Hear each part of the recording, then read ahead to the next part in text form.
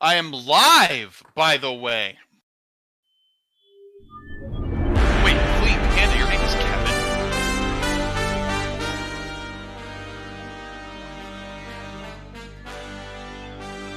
Oh no.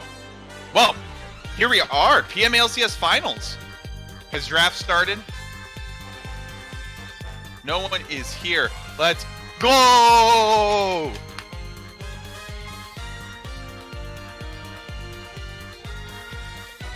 Absolutely, I'm talking to myself. That's the Syracuse experience. What do you mean?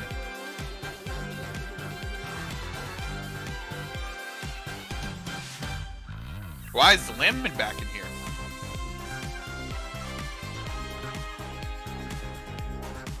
Was that my co-caster?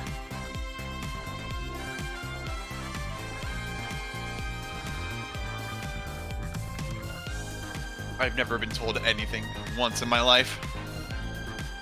Just perma uninformed. That is my curse that I bear. And of course, yes, I am talking to adjust myself.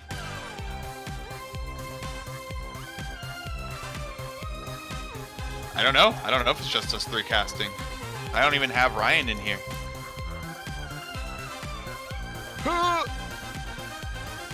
But you know what I do have? Chat and Fleeing Panda. I got myself a cream slush from Sonic. Very exciting.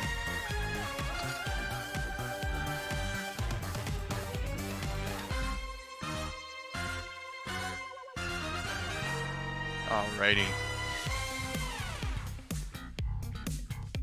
Ooh, Raph win. Raph win. What is Raph? What is Raph? Wait.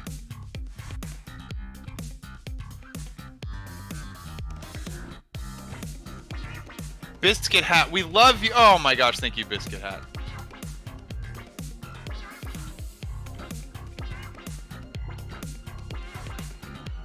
Oh man. Draft link clocks. Well, here we are. PMALCS Upper Division, Division 1 Finals. Woo! Get excited, get hyped. It's that time where the champion is determined. Now there is a big time substitution that came through here. CSGAP does have their support. Gerg7 subbed out for Flirty. We're going to see how that may affect this in the finals. See what happens here.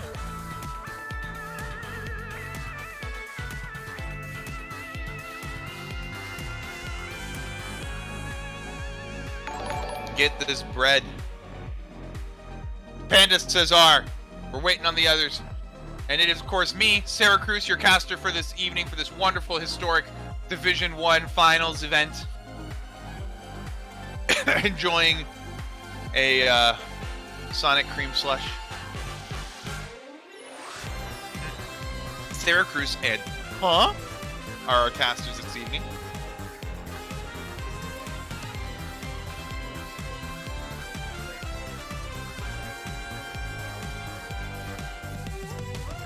All right, and the draft has begun.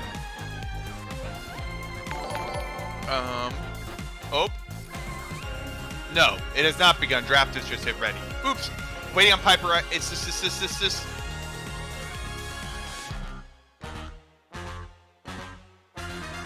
So looking into this game, obviously CSGAP has quite a few options they could play through. Rafal, Cornstar, both known to be able to bring in carry performances, but of course Piper is assist. And Flirty is going to be the main point of attention because they are up against the attempting to be back-to-back champions of Yugi, TFT, and Juicebox in the bot lane. Opie in the top lane most likely going to be playing some tanky bruiser stuff, and then Skiz in the jungle, I would imagine he's going to spend a lot of attention bot lane as he tends to do, and then Flesh in the mid lane. The Rock in the mid lane. And then Rafal, Yubimasu, Cornstar, Piper, this is Flirty. I don't really have too many predictions as to what's going to happen in draft here. I would assume maybe they ban out some of Flesh's champions, have some counters in mind. If there's any mid laner that can pressure him, it would be Cornstar. And of course, this is a rematch of the opening game of the mini split. And that was a big fat 2-0 in favor of Draft Diff, who does not play the Rumble Jungle, banning it away from Sean. Would not be surprised to see a Fiddlesticks ban here too. They do not like playing against that champion. Sean, Yomimas, and myself, two of the most prolific Fiddlesticks players in the league, and there is the Fiddle ban. Also, Rafal plays Rebel, so that's a fat flex for CSGAP there. And then the Senna banned away. That leaves a lot of options on the table for CSGAP. We'll see what they do with the red two-punch combo from red side. What does CSGAP take as their last ban? You're banning out the Varus, not giving him the easy go button in the poke. Ezreal immediately picked up by Draft Diff. Does CVAN play Ezreal now? Oh. That is a mix-up already in the first pick of the draft. Ezreal, of course, with the new Divine Sunderer build, incredibly strong champion right now. I think hurts. However, things that are left up that are also very strong right now. Wukong is available. And so is that Morgana, taking that away from Giz. Usually we'd see Draft Diff just immediately snap the Morgana. This is going to play into Sean's play style a bit here, just kind of supporting the lanes. I would not be surprised. Actually, I don't know what they're going to pick. Probably ADC. And then we might see a Volibear from Draft Diff. Tristana, of course. Give Piperissus that comfort champion of his. It's his best champ. CVAN says many things. And there is Sejuani for Skids. Immediately picked up. I was going to say we might see a Volibear flex pick here. And then the Orianna. So there is ADC, jungle, and mid lane picked up. This gives a lot of flexibility for CSGAP because they might opt to just go for the mid lane counter here. Get that mid lane carry set up immediately and then try and ban out supports they don't want to deal with. In addition to banning, or they could ban out the top laners. There's the Yone coming in immediately for Cornstar. So we'll see, are they going to ban out top laners or mid laners supports here? We do have the Malphite still available for OP. I'm also surprised they didn't pick up the Malphite early. However, this is a best of 5 series, just testing the water, seeing what they can get away with before the rest of the series starts proper.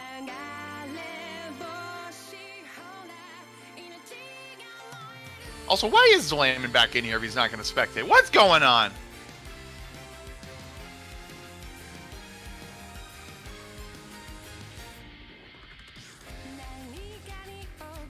Also, Cusco's Poison is in their chat. Is that their coach? Oh. All right, looking at these bans. The Wukong banned away. Wukong, very strong right now. Very, very strong champion. Set and Mordekaiser taken away as well. I like the Wukong ban. However, Malphite is available. I would imagine Draft is going to pick the Malphite with the Orianna if CSGAP does not pick it here first. Like, I'm curious what their thoughts are, what their answer for the Malphite's going to be. The Morgana could also go support, by the way. Let's keep that in mind, trying to bait out the Nautilus into Morgana. Trundle, there it is. So that is a Morgana support, but the Trundle could be going top. Very big chance of that. But I don't think it has the most success top, but Trundle going somewhere. Morgana could go support. That nullifies potentially a Nautilus or Thresh pick from Juicebox here. There's the Ornn in response. Doesn't want to play. Or Volibear. Ornn it is. Ornn it is. Okay. Let's see who they pick support. Just has been known to play Nami as well. I don't know how Nami Morgana works. Does he play Lulu? Karma. Going for the Ezreal Karma lane. That extra survivability. They do have plenty of engage on the squad. Or Rakan? Karma. It's the Karma. We're going to poke. Alright. So now we do have a potential 3-way flex here. Trundle. I don't know if Rafal plays Trundle top. I don't know. But I think Trundle could go top. Even Morgana might go top here. There's a chance, but They saved the counter pick for Rafal. He has the choice here of what he wants to take into what here. 5 seconds on the clock. Vladimir. I like him. He's a Vladimir player. He knows the champion. They played it against us. They could flex the Yone top if they wanted to, but Vladimir does thrive in these tank matchups because there's no threat against him in the early levels. He just kind of Vladimir's about. The Trundle's gonna the Trundle is, of course, I forgot the Sejuani. The traditional Sejuani counter is, of course, Trundle. Sejuani's gonna have a hard time dueling him. It's running to test Skiz's knowledge of the champion in the matchup, because there are a couple things you have to do as Sejuani when you're up against a Trundle differently than you would against other champions.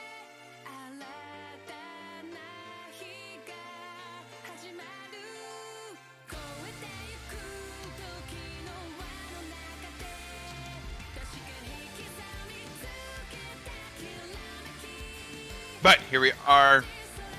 A lot of stuff going on here. Send your predictions in to the casino. Who will win game one?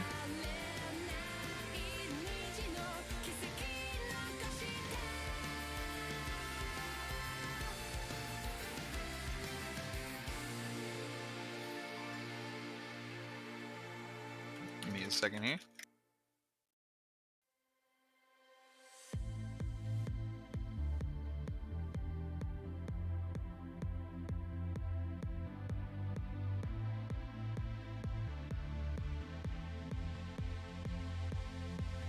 Oh, man. What an interesting draft. That was actually a fun draft. Draft of definitely playing something a bit different here while also the same. Sick. We have a color caster here.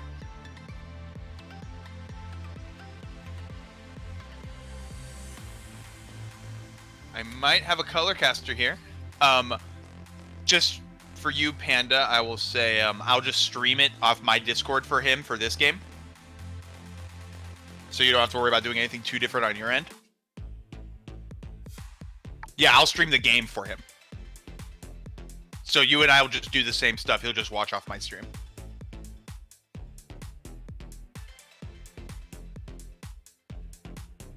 All right, yeah, we do have Bear Jr. coming in, and he can spectate it from the client. You're right.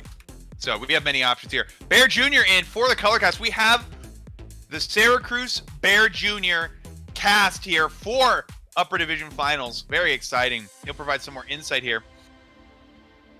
But it will be interesting. I like the Skiz, of course, very good player, very knowledgeable player. I'm curious to see if he knows some of the stuff you're supposed to do against the Trundle.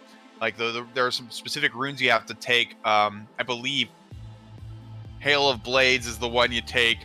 But that does change how the champ works a little bit. You're not as tanky with that Aftershock you're so used to having.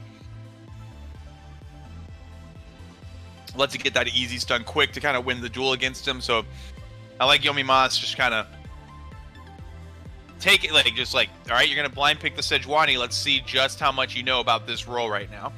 Not that jungle's the hardest role, but it is an obnoxious one. Wait, what is that emote, Ariane? I like that emote.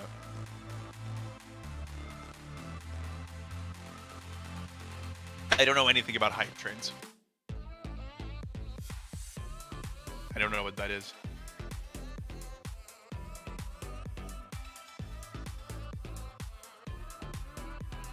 I regret to inform you, Panda, in chat, I am a boomer. How old are you, Panda, again? Ah, that's right. You're only a few years older than me. But yeah.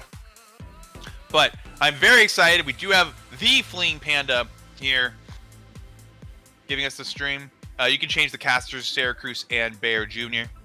I won. It was a good day. I'm going to be honest, chat. I hate this part. I can speculate on things. I don't know enough about a lot of lane matchups. I'd imagine Tristana Morgana does have a lot of kill pressure if they connect, but the Karma shield that kind of maybe mitigates it a little bit. Also, Karma and Ezreal poke is obnoxious. And they're going to have to deal with that as a lane that hasn't played with each other the entire mini split. We're going to see if T and Piper Isis Piper is however you say his name, how that synergy is going to go. Oriana into Cornstar. Cornstar is a high pressure player. He's going to try and pressure Fwesh super hard, and Fwesh may back off. We'll see if Sejuani comes in to join in with that. If Yomimasu can live up to his namesake and make that read on to Skiz's plays, and then of course Vlad just going to scale into the Ornn. That's the hope. Late game team fights are going to be interesting. They do have the Yone and the Morgana Q to try and start fights. The Yone ult, but not too many fight starters on the side of CSGAP. They're definitely looking to let the Ornn and the Sejuani go in, and then the Trundle ult someone. Vladimir does his thing. Morgana has the Black Shield and ult to disengage a little bit, and then Yone kind of comes in for the cleanup. So there's a lot of options available to them. Also, is my brightness down? Hello, screen?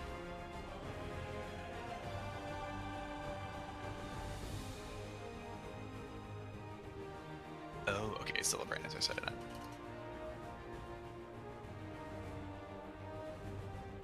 Oh, I know what's going on. Okay. Sorry about that, folks.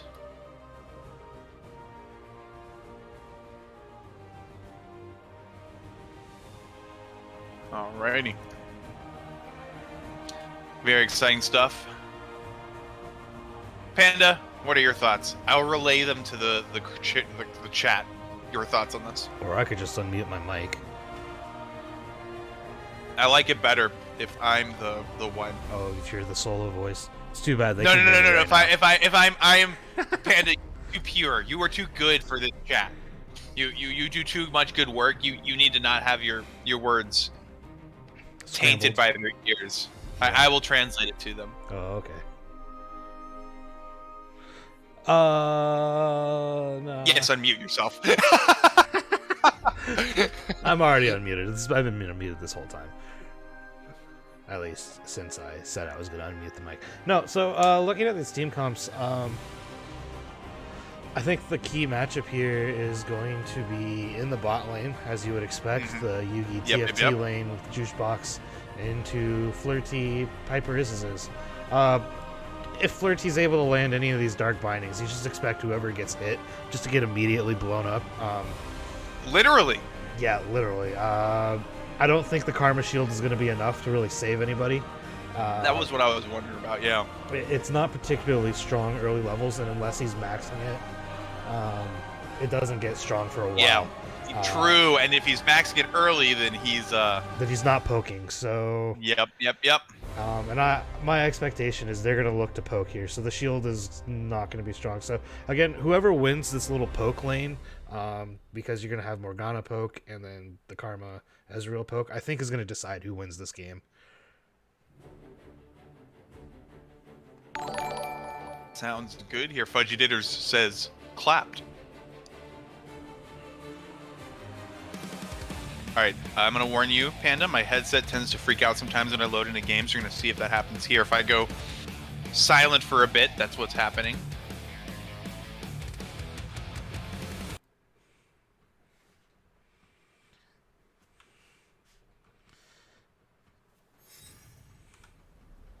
Alright, here we go. Game number 1. In the bag for drafting. Let me know when we're pausing, my friend. I'm paused at 16. Alright, let me rewind a second here.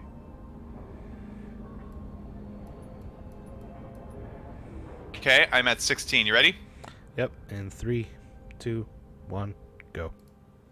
Alright, and we are off to the races already here.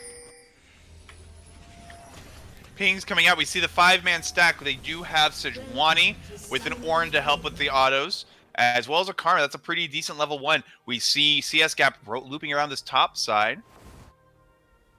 30 seconds until minions spawn. Wait, are they trying to cast this on Twitch TV? Wizzy? They're casting it elsewhere while we're casting it here? Wow.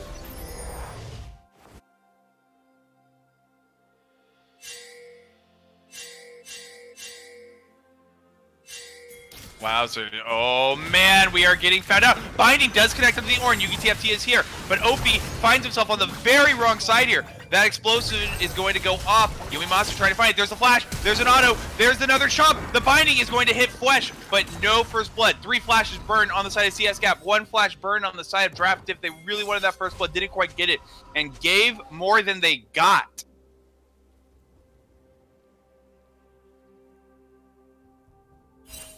Not yet.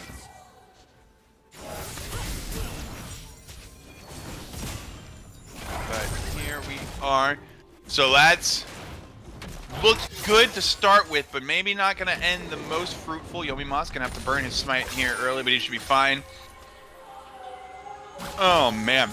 We do see, though, Orn holding on to his teleport. Flesh getting chunked out very early here. So they may not have the summoner spells, but the lane states that it is set up this top and mid lane with are enormous. Flesh already having to burn his pots and play on the back foot with this low health he started with. Yone just going to naturally heal that up with his nonsense. Vladimir got the first wave pretty much for free. He's level 2 now. So there's a lot going on here. We do see the premier matchup here. Our matchup to watch, as it were. Piparizis with Flirty against Juicebox and Yugi TFT. Junglers, we do see something interesting in the jungle pathing. Skiz going for a full clear, or probably the Skiz special, get level 3, gank bot or mid. We'll see which one he opts into here, and it looks like we do see that gank mid. We know Cornstar likes to push up. He used that Q dash already. Here is Skiz, gonna get slowed down. There's the headbutt flash. Cornstar uses that E to go up. Forcing Flesh out. He did not buffer his E return. Does get it back. That auto's gonna give first blood to Flesh. Yomi Monster coming in, does have the red buff. He's gonna get stunned and taken down himself. Cornstar's gonna be beating himself up for that misclick. He did not buffer his return E in time. Or maybe he didn't want to be there sitting knowing he'd get stunned by the Sejuani, but either way, here he is. The poke lane coming in from bot. Juicebox running them down a little bit. Binding going to connect on Yugi TFT, but Piparizis is down. Quite a bit of health, has to back off for Fall and OP trading top lane. And you know, that's the issue. Without Flash, there was no way to get out. It would gonna come down to if the lack of summoner is gonna be utilized by Skiz, or if it's gonna come down to the health bars, and it turns out the lack of summoner is gonna give him the first blood. And we see Rafal gonna have to burn that pool early and flash out himself. And what is good, brother? I have arrived. And we have Bear Jr. Bear Jr. Spectate one of these boys. I am. I'm in there. It is quite a banger. Quite a banger already, indeed. We're at 4 minutes, 5 seconds, 6 seconds. Finals, Are you in line baby. with us? Is this finals? This is finals. Okay. Game 1? Game 1, yeah. Gotcha. Are you in the same time with us, Bear? What time are you Here at? is Skiz, gonna get slowed down. 18, there's the headbutt I'm a flash. little behind. Let me get up to speed.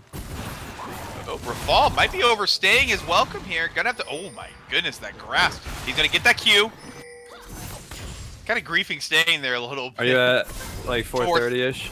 34, 35. Perfect, 36. perfect. I got it right the first time. We did it. All right, Bear. So provide us with your sage insight into the goings-ons of this early game.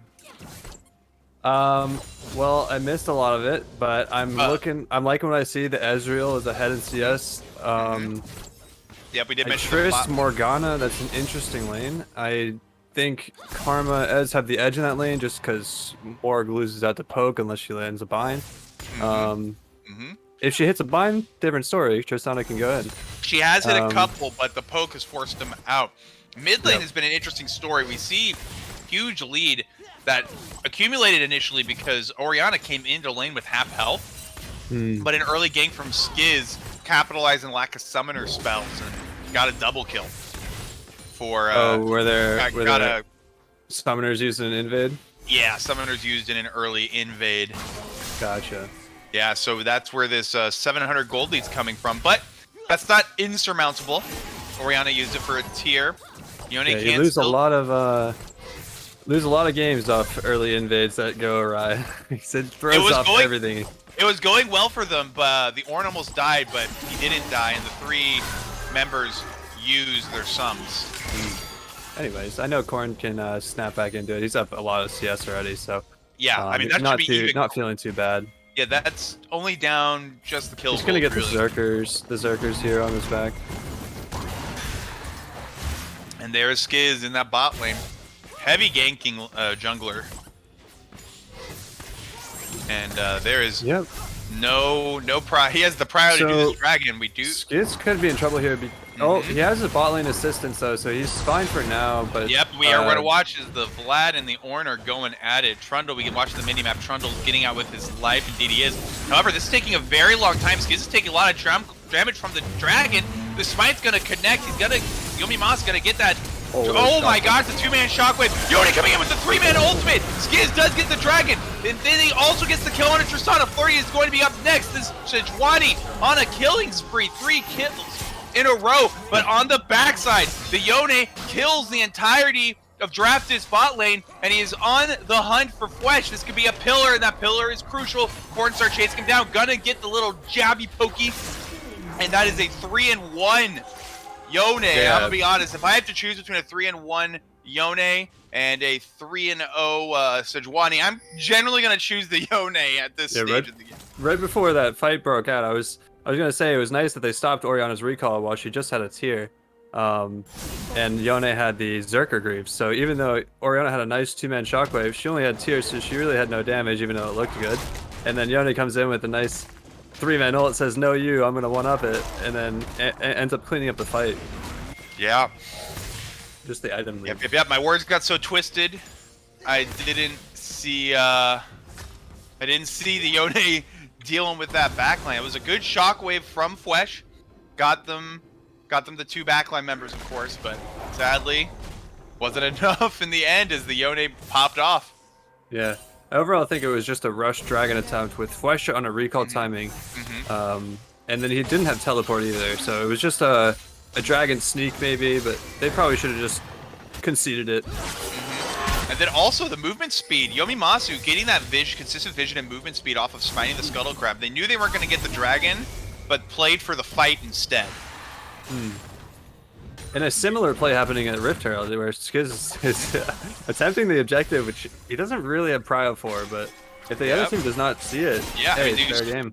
Yep, there are 2 pinks chilling there.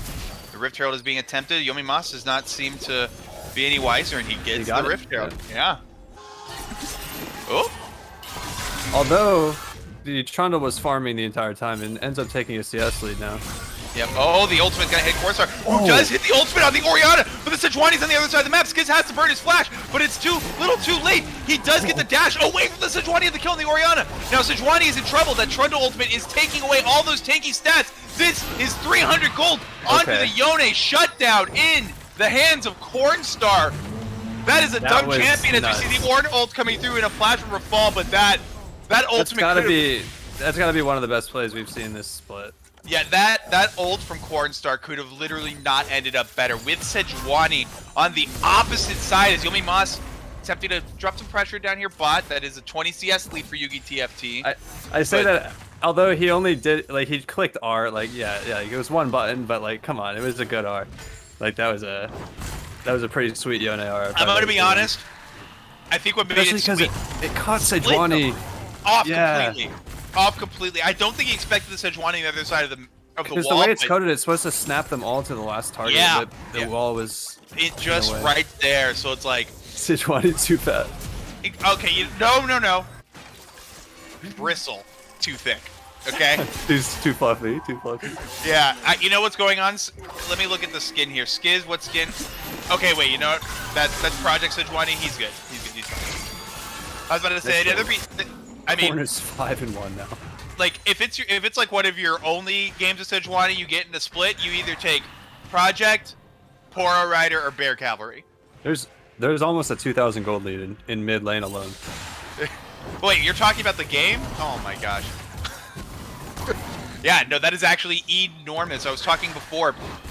They have multiple lanes that they could carry from on the side of CSGAP, and Cornstar is one of those. But they also have another one. Only within. It's a scary thing for Yone right now because he's got to protect his shutdown gold, or the other team is only within 400 gold. deficit, even though he's up. Oh, Trundle is up 2000. here. Opie got baited into that fight. He has no mana. He has no grace. This Ornn is ulted to death. And Yumi Mas, Yeah, nice play. yeah, I'm taking advantage of that aggression from Opie, going for the 1v1 and just kind of running at him. We do see Skiz on the bot side. That's something I fall prey to a lot, like playing a more tanky champ like that and going for the all-in anyway, as if I'm a bruiser or something. Like sometimes you just need to take the recall or just play Yone safe. and Trundle both on their way down, and Yomi Mas zoning out the Orianna. They stop the first tower take. Smart rotation. Cornstar using that mid prio. Oh, could be caught out. Skiz, he wants it. This dragon is up. Yeah, see how well they defend this vision, if they even want to contest it. They don't quite have the whole team in place. Ornn and Vladimir do have teleport. All sums are up. Oh, nope, my apologies. Sejuani and Horn Flash not up, and Vladimir Flash is not up as well. Skiz, the fearless leader here, riding away, clearing this vision with the Karma Shields. That's just a good combo right there. So fearless as he sits on his pig with Sejuani shield with the Karma Shield on him. So much bravery. So much courage. Oh, Trundle could be caught out. Tristana could be caught. This is just a really odd place to be. Red team is split, but this I've seen this before. It can work out if you get the right angles. The Yeah, Yone ult, the Tristana jump. Yep, and if you're not clumped up, what does Sejuani and Ornn do? This is gonna get real awkward. Yeah, Spicy. they don't. All right. We do have the Tristana coming in from the bot side. That's gonna keep. They have to choose. Do they deal with the Tristana or do they deal with the people coming from the back? Opie's about to make that call. Flash ult coming in from Flirty. He's got 3 members stunned up. Blue team does get the dragon. 3 members stunned away. There's the root. Onto the Orianna. Yoneo gonna connect on 2. Flash is down. Ornn is down. The chase is on. They're chasing down Skiz, who is taken down himself. Piper Instances. That was a decision. And that is like going to be 3 for 1 in favor of CSGAP. They lose the dragon. They are 2 dragons down, but they get the gold, they get the kill, and they're probably going to get a bunch of plates. I like the patience from CSGAP to not overforce on the dragon, not send Yone flying in. He was really patient, waited till a perfect moment to get an easy couple kills for his team. Prioritize the kills over the Drake there because it's only 2nd dragon. You know, what's the difference between getting it and giving it? Yep, indeed. And they get Opie's TP too to save the tower. They do lose first tower bot, but like CSGAP, you're sitting pretty here. You have Tristana, Vladimir. Although giving draft diff to Drakes is a little spooky sometimes. His Skiz is really good with his smites, so he's gonna get the next 2 most likely. Yeah, and what is the Drake here? We got but with Cloud this Drake. head, I don't think Drake. it matters with as long as Corn doesn't mess up. Yeah. It's like we talked about early. Do you want the 3-0 Sejuani? Black Shield with Yone? It's like GG. Oof. And then you also have Trundle. The Trundle pick coming in strong here. Sejuani or Orange, just that fat Sejuani is now a fat Trundle. She took Aftershock instead of Hail of Blades. Didn't matter. The early gank still got him what he wanted. At this point, the Aftershock doesn't quite matter, in my opinion. I mean, the Hail of Blades. I mean, you want to get the Ominous Stone. Oh, wait. I forgot. I forgot. No. The Aftershock.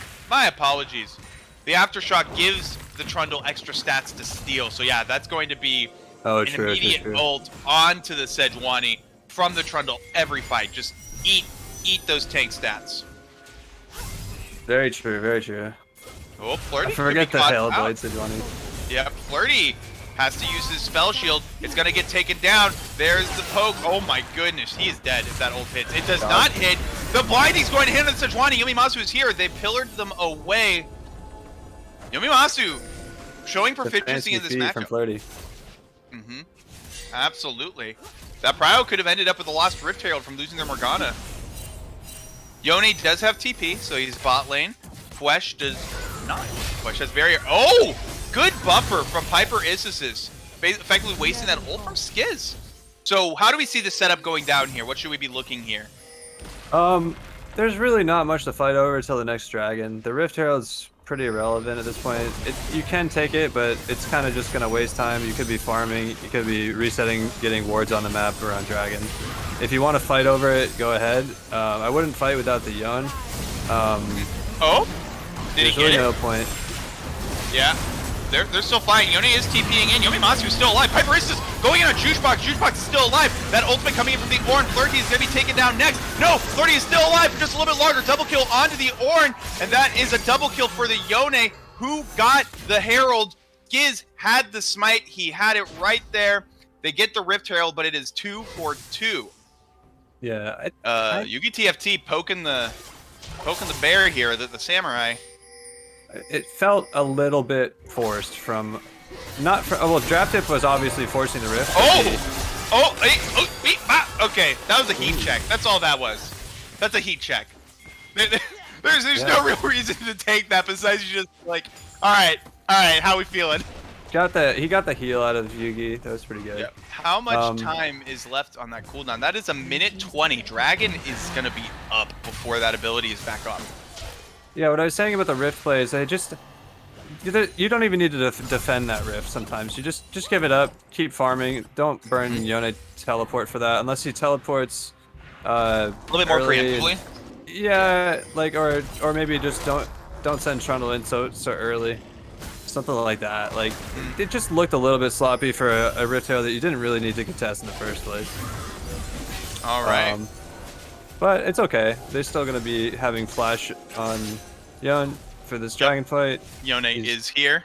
Got QSS too and Black Shield, so it's going to be quite alright. We also need to keep in mind, oh my god, that damage from the Ezreal already. No sums on Ezreal. No sums on... Ultimate burn from the Sejuani. Glacial Prison, I think is what it's called. They are chasing down Yomi Moss. Here comes the teleport from the Vlad, teleporting him into the force them out. Yone is here, and he has a Black Shield. It's gone. He's going to pop himself back. Great shockwave. 2-man shockwave from Fwesh, going to deny Yone from doing much more than that. Rafal gets stunned, has to burn his flash to get away. Ezreal comes out and gets 3 points for House Draft Dip. Yone's nothing to lifesteal right now. There. He's going to go lifesteal on Gromp. Oh, Gromp is up, so he's going to be full HP actually. Yep. They're sending the Rift Herald mid, going to get that mid turret.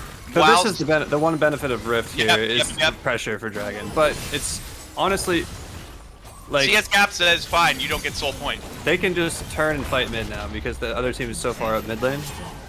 Indeed, we do watch Rafal dealing with that Rift Herald. Poke coming out with that red buff, going to slow down Cornstar immensely. They lack engage though. They're only engaged is really the Yonar and Mordekaiser. Yep, but at the other hand, they're up against a comp that wants to go into them to begin with, and you have a Vlad, a Trundle, and a Morgana. Yeah, you just wait. Yep, just show the patience, and they get the tower. It's so sad being Fwesh this game, hitting such beautiful ults, but it's not matter. Yeah, that ult was so good. Although his team would probably lose the fights much harder if he didn't hit those. Yeah, Bear, should he have been drafted before you? Yeah, Fwesh for first pick. It's official. How could you not? It's true. It's true. And you know the difference, the true difference between Bear Jr. and Fwesh? I've never seen Fwesh mental boom once. I see Bear mental boom all the time. But yeah, looking at the current game state, 3,300 gold up for CSGAP.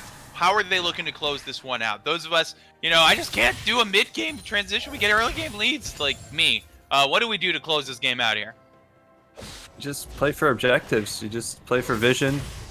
Don't base at weird times. Like, just play with your team. Get wards out together. Dodge a skill shot or two, and you'll win the game. You just gotta keep grouping for these objectives. So the next one would be Baron here. So you just set up all your wards for there. Baron, group on your wards, defend them, clear the waves. That's all you gotta do. Sejuani had a very I'm desperate for gold Krugs is what that is. And once the other team is too scared to walk up for the vision, you just start the objective. And have a plan. Just have a plan to turn in case something breaks out. Yone TP is not up. So the turn would be the Yonar on top of Vlado or Morg Q. Something like that. From the Baron pit that's out of vision. Yeah, but in the hands, so they do a fast Baron, I assume, with the Yone and the Tristana and the Trundle. You really have to just don't risk any critical errors, which is like risking a Baron smite fight or something. Don't risk that. Exactly. Yeah, Don't especially risk because dying. current smite is true 50-50. Yeah. Get out of the Baron pit when you fight, because you don't want to tank the Baron debuff while you all fight. And that was the other thing that I was about to mention. It's like, as a team that wants to counter engage, you don't want them to engage on you in the pit, because yes, your counter engage is good, but you're now fighting in the pit. You did it because you lack the ability to truly choose when to fight. You don't get to choose if that fight happens in the pit or not. So that's probably where CSGAP wanted to play a little bit more careful, a little bit easier to do that nonsense around Dragon and then turn to a Baron after a good Dragon fight. Oh. Okay. Just there's other ways to play too. They can keep clearing out Baron vision, making the other team think they're doing it, and then maybe try to dive bot instead. And while the other members are trying to clear vision, like, you can get creative with it. But I think the best option, just kind of start the Baron when they leave the area. That's all you gotta do. Make them come to you. There's still one ward that blue team has in the Baron side, so they'll have some idea if the other team is starting it or not. Oh. There's a 2v2 happening. Oh, now is he fed enough to dive in Ornn? Yes, but yes. Not with Ori. Stun going to hit on Skiz. Skiz is all alone here. They know it. Yomi Ma's going to look for that pillar here. Running up for it, gets the headbutt. Vision is denied. Dragon up in a minute. Bit of a lull state here. Oh, Juicebox already trying to clear up that vision for Drag. See Flirty doing some work here. Yeah, Flesh did very well to save the Ornn there. Most solo queue mids would have just ditched, left him. But you know, we love our brothers here in PMLCS. True. This is gonna get awkward with Flesh being top when the Dragon is about to spawn in 30, so they might just be conceding this one. Yeah. It is a cloud. Yep, but the Flesh is on the move. He does hear something that you can think about for mid-game rotations like this, though, is he has that Cloud Soul to really move through the jungle quickly. That Cloud, the Cloud environment, I should say. Black Shield is down. Now a red team has better position, it looks like.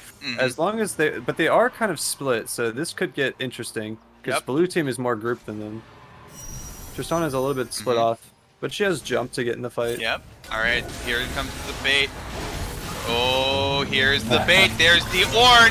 Cornstar going in, stops the Ornn Horn, but Flesh is already slain Rafal. Cornstar gets taken down next. It is a disaster here. Flurry goes in, trying to salvage anything he can. Piper Rice is looking for anyone to auto, has to jump out to safety instead. Ends up being a disaster. Not nice. But it looks cool. Nothing. That's what we're talking about. The other previous fights, Young had played it really patient and gone in last, but this time he goes in first, and his whole team gets obliterated while he goes in. And I don't even know if he switched orders. It was a really good ult. He had a 3-man ult. What happened? Well, what happened to Rafal also just got popped, I think, by the Orianna. Yeah, Flesh another ult. He now has damage, so that might have thrown them off. Yeah, he's got the Ludens completed with pen boots. I'm proud of Flesh for going pen boots. Old Flesh would have gone Merc Treads or CDR. This is carry Flesh we're seeing. He may have a low score line, but like 2-3-6. Like imagine that's 6-3-2. Like turn that around at 6-3-2. Like, but it's just like assists aren't seen as that much, you know. But Flesh has been popping off this game. It's been sweet. The double shield comp. Yeah, an even game here. And it's like we said, you don't want to necessarily clump up here. I mean, Rafal just can't die. Yeah, I think we're seeing the Mantra shields plus Orianna shields come into play when they other team tries to go for the initial burst. All their damage just gets absorbed. None of them really want to build Serpent's Fang in their build either, even though it is a good item. It's kind of weird. But they might want to just build Serpent's Fang, honestly. It just makes them a little squishier. They might want to go a tankier item instead, but it might be worth it, because look at the here comes the Ornn Horn.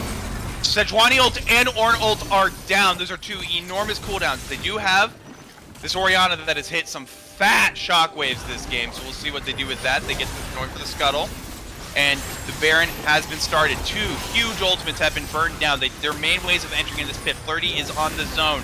Opie on the side here. Orianna is available. Opie misses that engage. Flirty going off that first ult. This is a very low Yomimatsu, but he's going to steal that ult, those stats, get that ult. Juicebox is getting chased down by Piper Isis. We see Vladimir on a one-man rampage against that whole backline. Flash is going to go down, and this is currently a rout in favor of CSGAP. Cornstar died to Baron. Giz and Ezreal are the only ones left alive. Flirty playing with the...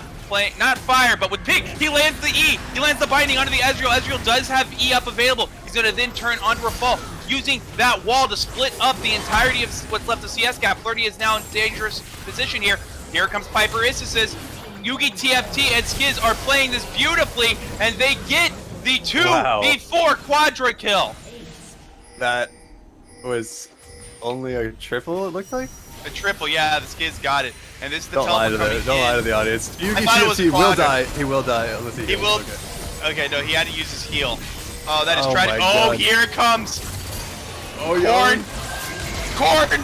Oh my God! He barely clips him. Barely clips him. He's still looking for it. Here comes the Orin Horn, trying to get as many ults as possible. Use your wind wall. Yeah, use the wind wall. You're right. Corn's gonna die here, right? Okay, he gets out. But did he stall? Yeah. He might get run down. It's karma. Oh, man. He does. That's annoying to play against. Yep, and with that, that's depression. Draftif does have their first lead since the first 10 minutes of this game. And Ezreal is looking spooky with his build right now. Divine Sunderer. Oh wait, what is the upgraded item called? It's called Miramana? Dayside. What? It's the Ornn upgraded Divine Sunderer. Oh, Dayside, yeah. Dayside? Dayside? Yeah, he got hurt. I mean, they just got... Frozen Heart, and Stopwatch, and CDR boost. What is Krugs doing? What is Krugs doing? What is Krug? Can we get the camera on Krugs, please? I need this camera focused on Krugs. Riot, please. What's it doing? I can't see. It's just chilling. Is it not supposed to? It's a rock. It's chilling in the lane. Oh, okay. I can't see. I don't know where it... Oh, I see it now. What is Krugs doing? Alright, back to the top of the map is the vision. I think we need to go back. No, Krug is more important. What is happening? Krug does what the fuck Krug wants. That's the Mundo rework right there. He goes where he pleases, dude. I've never seen that. It's so funny.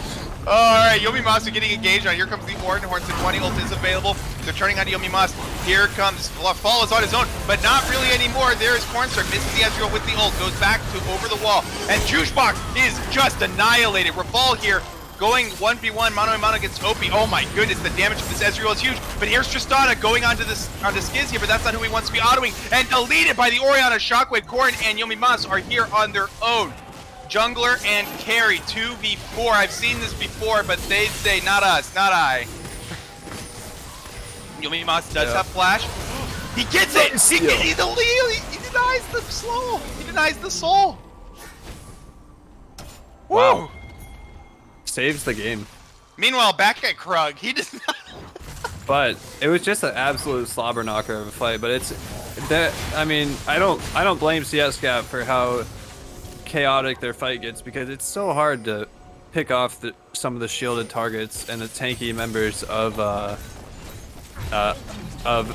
Draftif. You can't front to back normally. If you try to front to back against them, you're gonna lose the front to back. So you need to just have guerrilla warfare like they're trying. I respect the effort. It's just very hard to pull off. Indeed, and no, like they haven't been able to get onto this Ezreal. Ezreal is very strong. Krug's gone. No, it's there.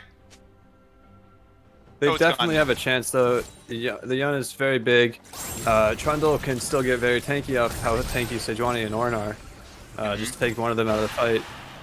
Tristana has 2 items completed. If she gets her Infinity Edge, oh, she's not building into Infinity Edge, so she will have no damage in these fights, but she'll have something at least. Her ultimate, passive, and maybe Kraken Slayer autos. Yeah, but this is all on Rafal and Cornstar for damage. yeah, but they have a lot. Vladimir and Yona, if they get a nice combo together, it's just all about the one ballology at this point.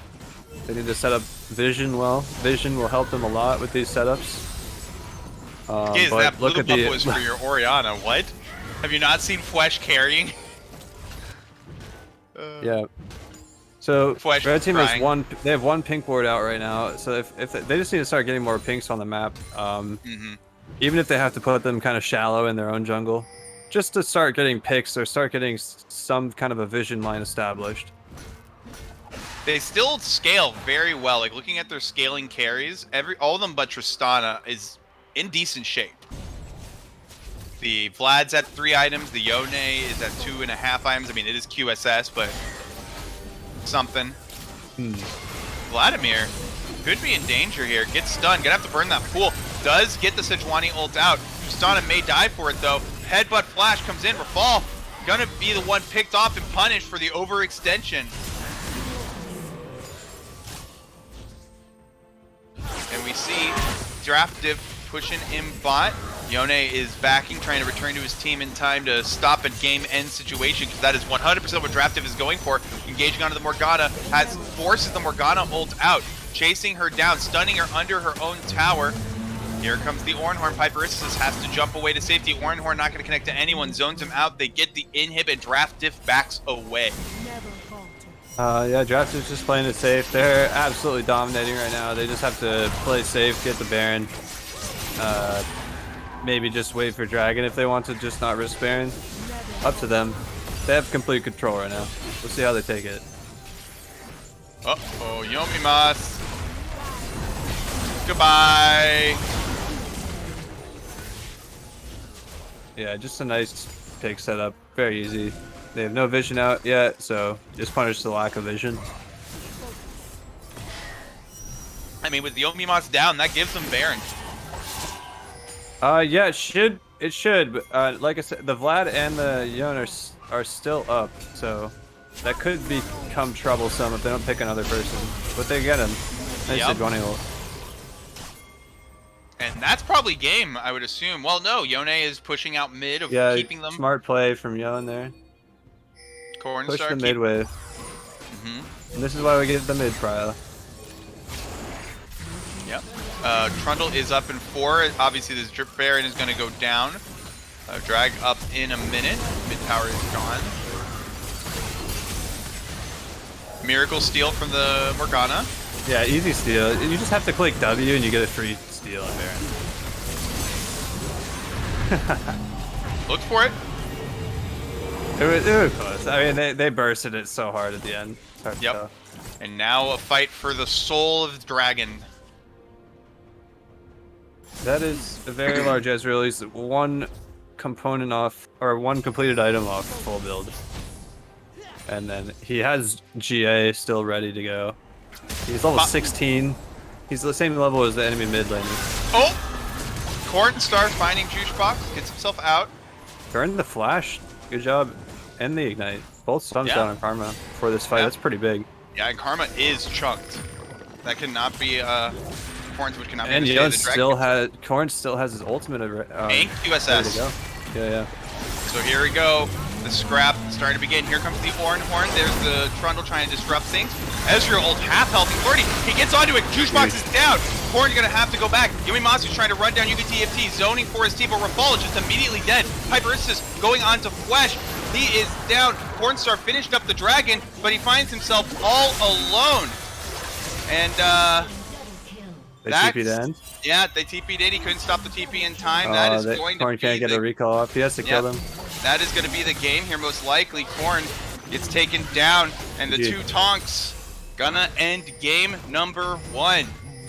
Maybe a bit of miscommunication with Corn finishing up the dragon instead of chasing down the Ez with his team, but really close game.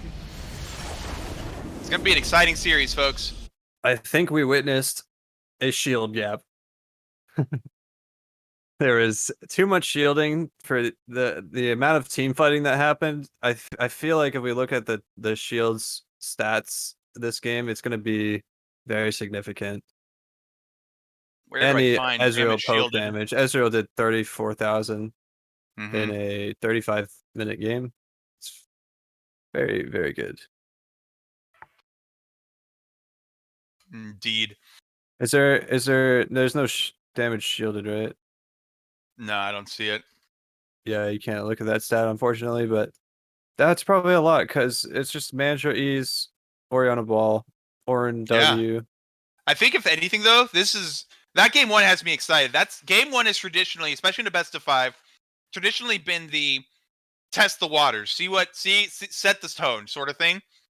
You gotta, even though CSGAP's on the back foot, they definitely showed they have what it takes to win these games. Yep. And I say it's the shields, but at the same time, it's the players playing them. So it's like these players they're executing it nice. Flesh, you saw it, like every single ult was useful. He never sombreroed it. He just played it patient. Corn with an excellent early to mid. It became harder and harder as the game went on due to the team comps and just the way the game played out.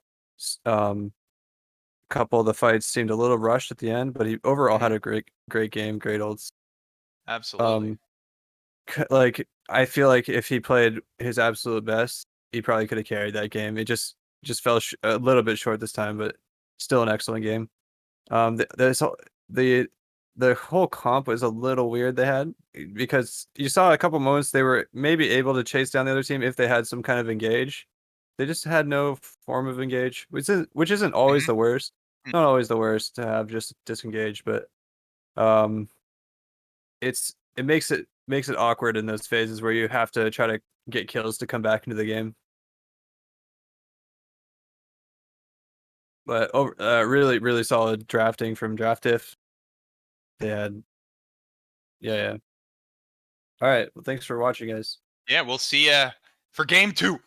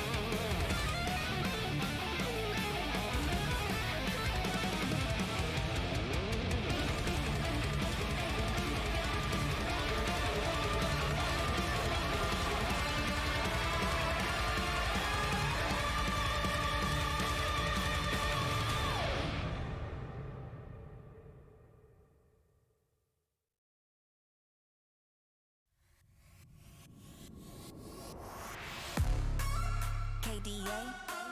Should we show them how we do it every day?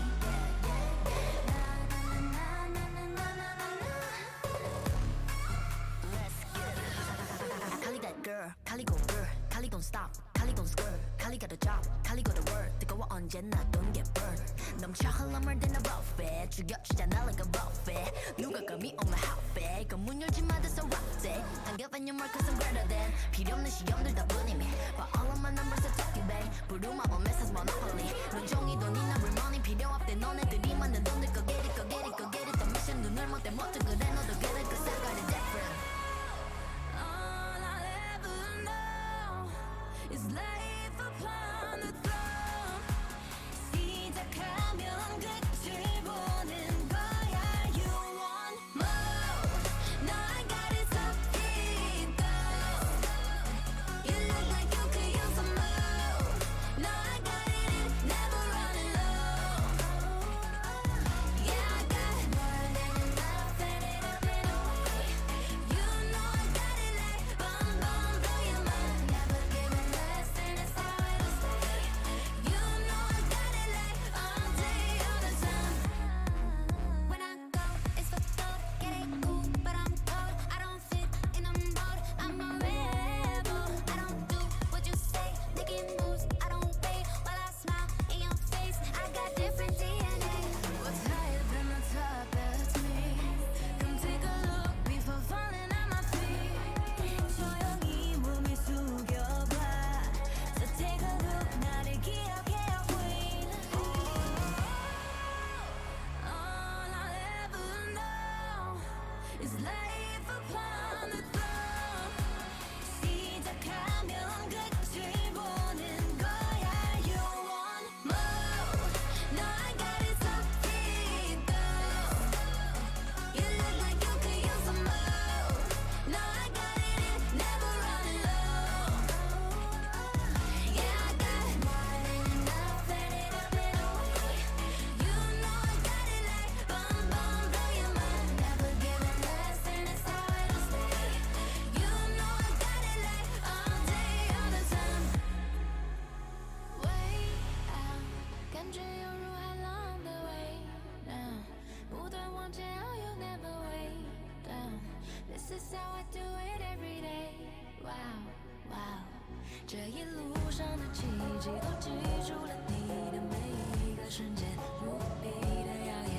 I know you want some more，准备好就一起走，Giving it all more。No, I got it so deep though. You look like you could use some more. No, I got it, never running low. Yeah, I got more than enough, let it up and away. You know I got it like boom, boom, blow your mind. Never giving less, and it's how it'll stay. You know I got it like all day, all the time. I froze a wave on it. I like froze a wave on him. He comes back to lane. Hey, and we are back in business. What's up, fellas and ladies? And NBs. No, I'm subbing. Bear, you and I will never be allowed to sub again.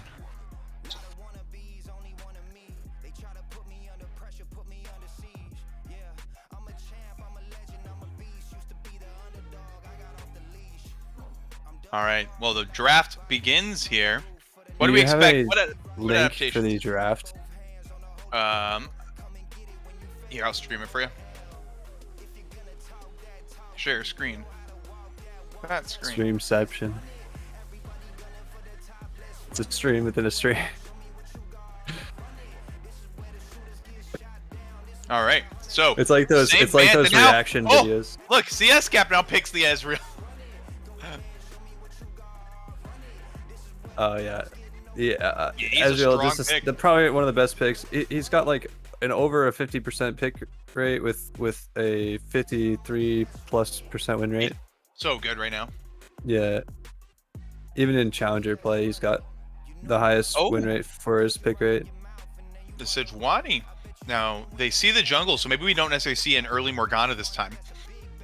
I wonder if we see Leona. I feel like Leona into Samira is pretty good. Oh, they're gonna do the same lane right back at them just to snap that in. But Braum, I find it interesting the Sejuani like priority. Is Braum up? Braum is up, it looks like. Braum into Karma Ezreal feels like a no-brainer, no? No, that sounds awful. Braum sounds awful into that. Just because you just get shit on in lane with the poke.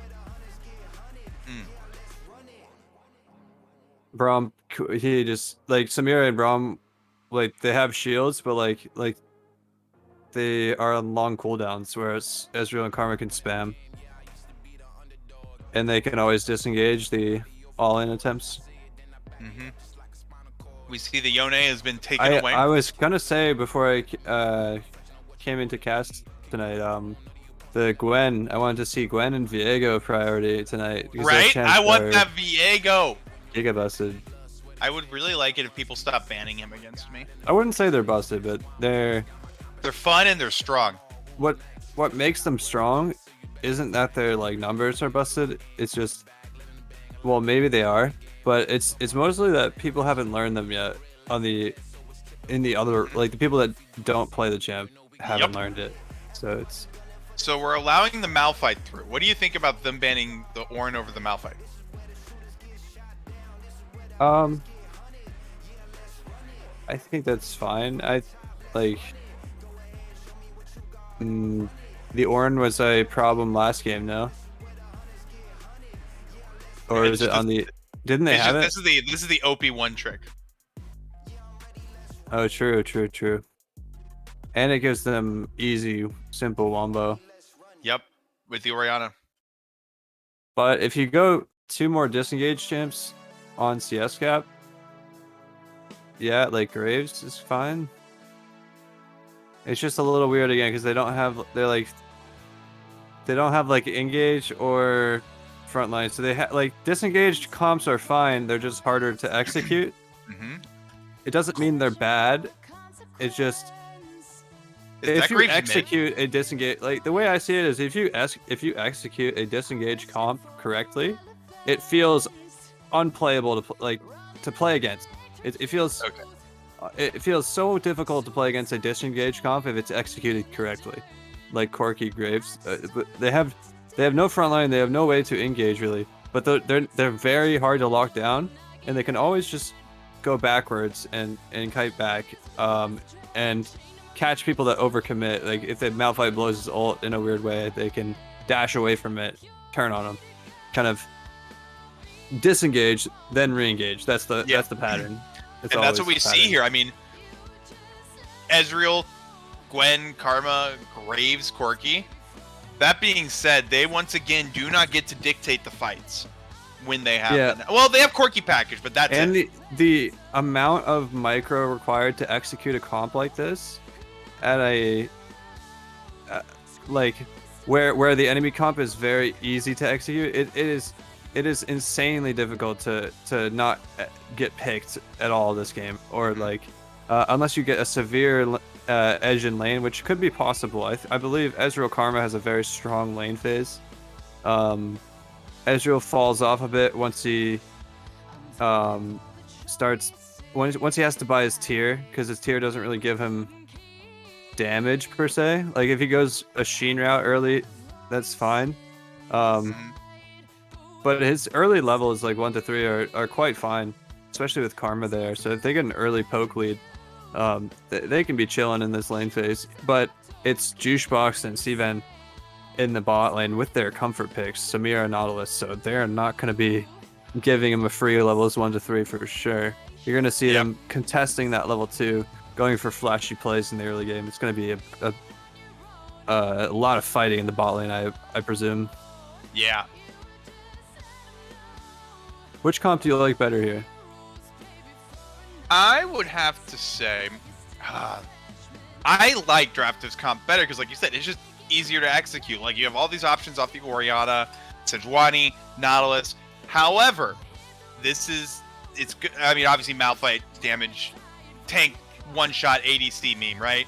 But I think the weakness of these type of comps is you only have those 2 sources of damage, and if those 2 sources of damage are dealt with, then you're in trouble. Yeah. So there is nothing on the side of CSGAP to lock down the Samira, and there is everything on the side of Draftive to give the Samira the space to execute. I agree with that. I just believe in my boy Korn on this Gwen pick. I think he's gonna absolutely I think he's pop on the Corki.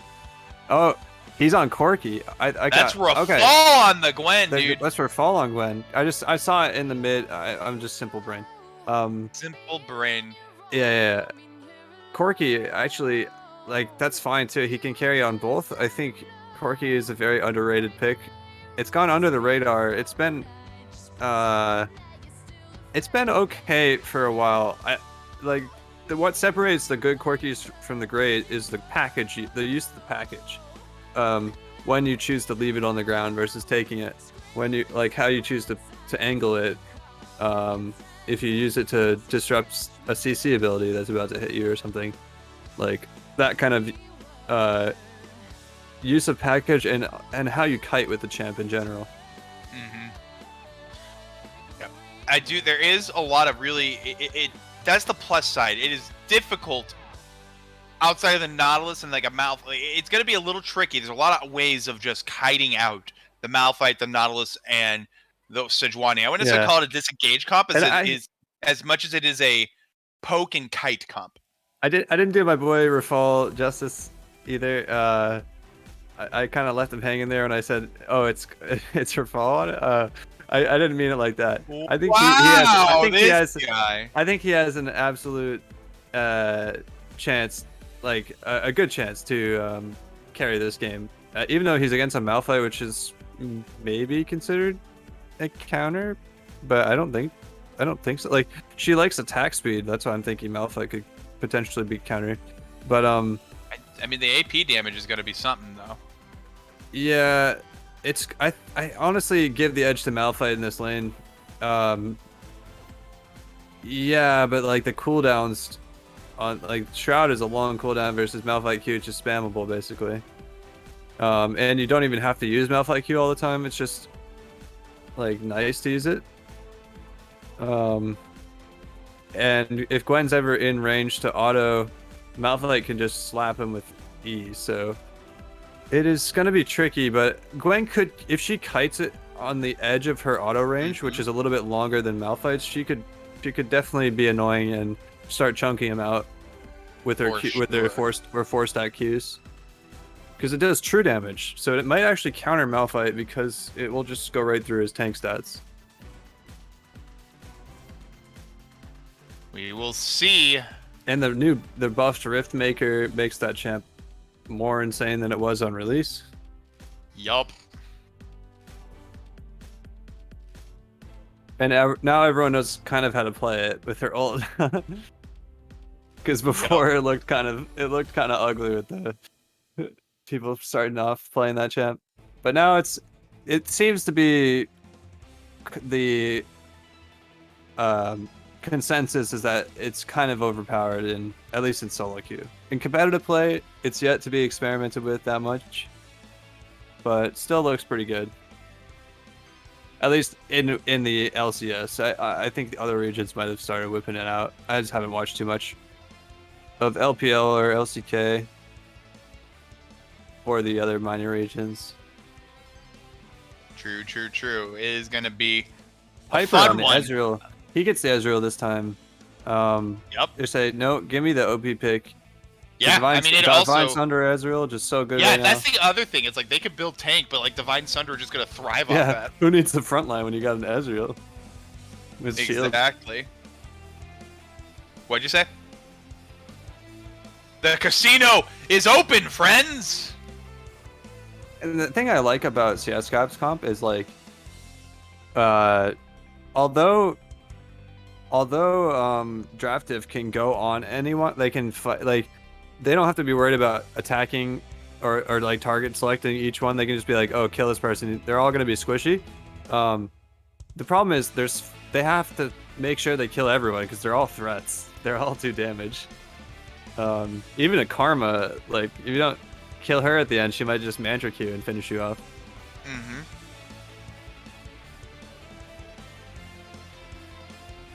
True. It's gonna be a spicy one. Let's see. What do you think about the invade routes this game? Do you think anyone's gonna go for it? Oh, that is a scary prospect. You said there was one last game. I didn't see it. Yeah, it was just kind of some nonsense, but I think it's going to be interesting because, like, one team wants them to, CSGAP wants them to come into them so they can just drop the Qs effectively. The Graves Q, the Corki Q, Ezreal Qs, Karma, Mantra Q, you know. The Yeah, other one, I suspect a 5-point from them. the other one wants to go in and just pull someone out. So it's like, Are you pausing at 10?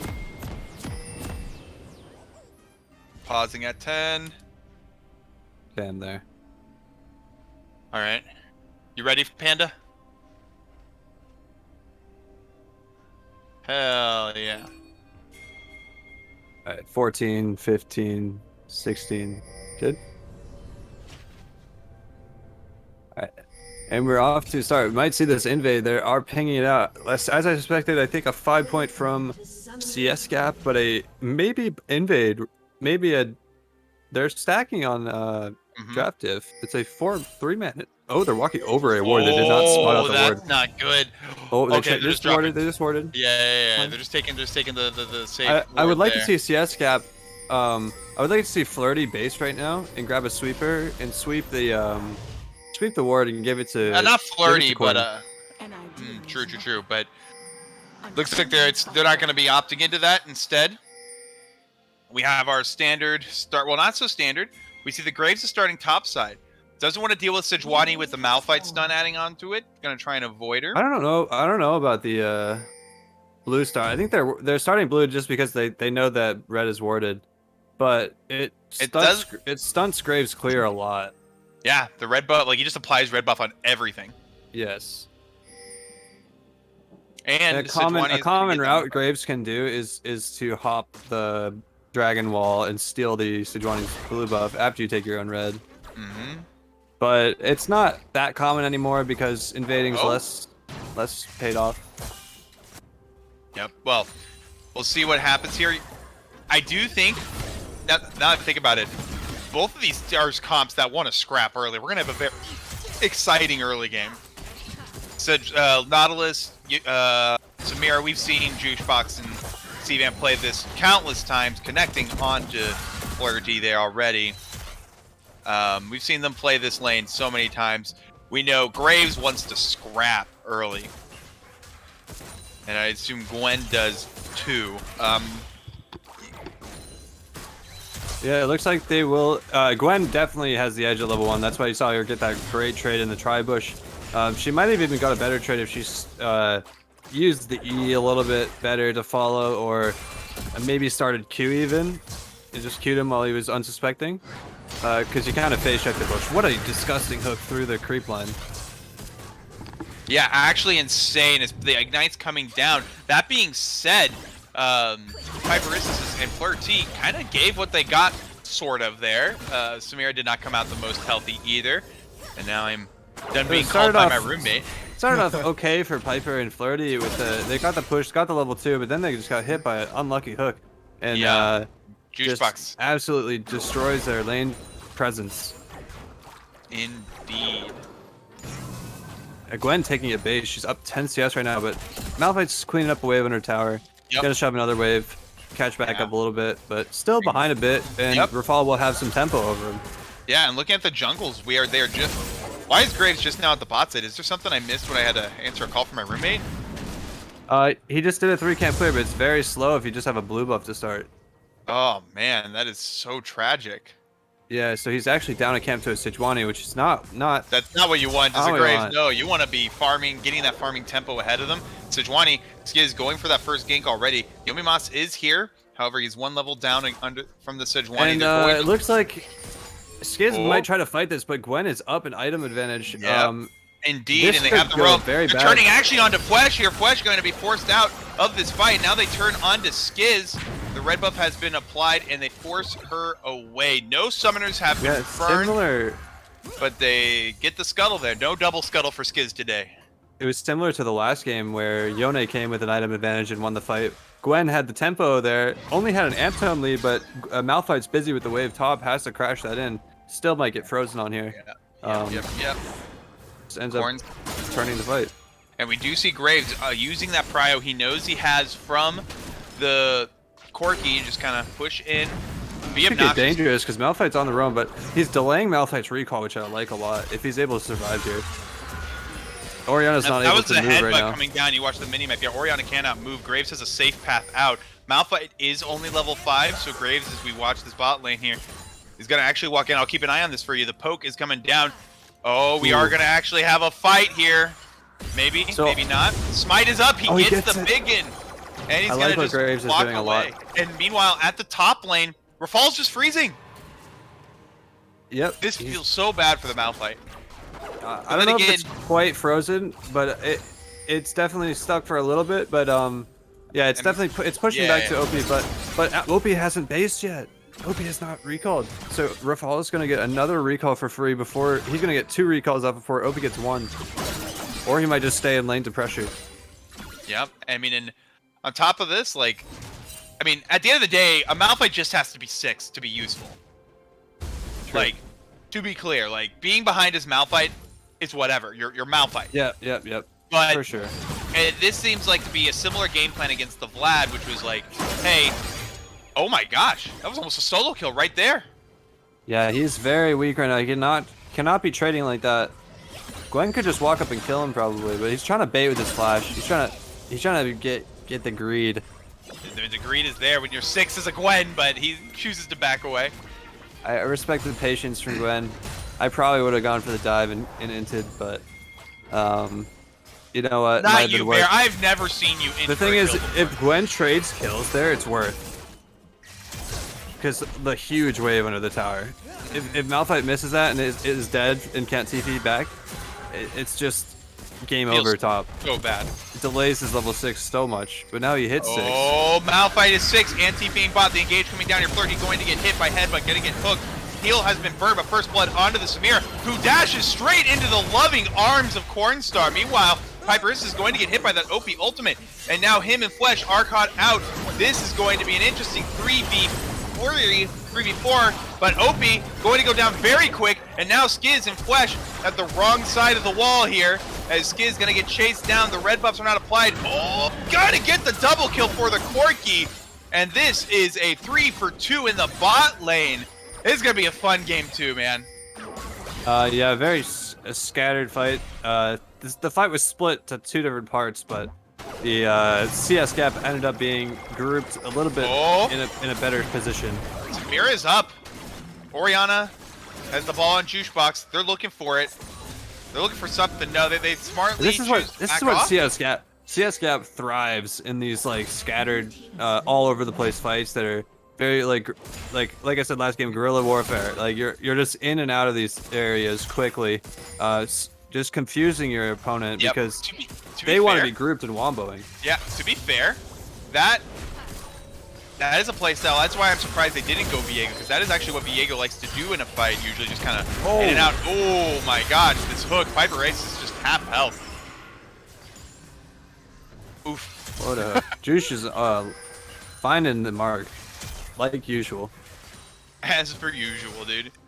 But the C-Van special. The C-Van special. No, they do this every game. T, we talked about this in practice and in our game. I like how Piper See, and there we Birdie, go. I like how they warded the alcove because they usually cheese from the alcove. I like it. T got cheesed by that multiple times in our series against Draft Diff. We talked about it in practice. Yeah. I'm proud of my boy T spotting it out, because that is the special right there. Yeah, you want to not get cheese? You play Ezreal Karma. Boom. Hell yeah. Oh man. I like the draft adaptation. It's not that their first game draft was bad at all. They're very similar in their styles of disengage. It's just hard to pull off, but they're executing it beautifully this game. Oh, Skiz is there. Yomi Mas gets.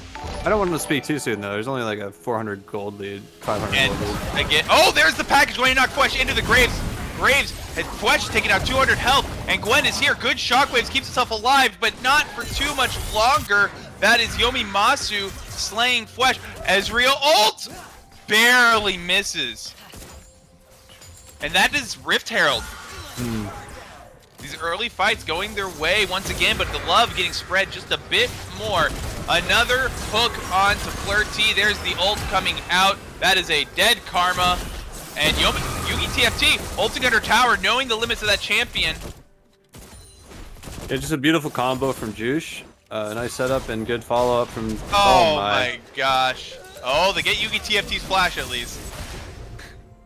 And the thing you gotta love about Nautilus, champs like that, it's like, the champ's been out for so long, right? Like, everyone knows the range, but they just don't know the range at the same time. It's always, when that thing hits you, it's like, oh, that thing is too long. They gotta get that ult. Yep, they do get the ult out. That's pretty huge, depending on what objective may be fought for soon here. That'll be up before any major objective, but that's gonna give some pressure for Rafal, who is up 30 CS. That's very significant. Like I was talking about, if Gwen hits this Rift Maker, she's nigh unkillable. So And we also see the Corki. Corki gets pretty unkillable too with a shield bow. And he is well on the way.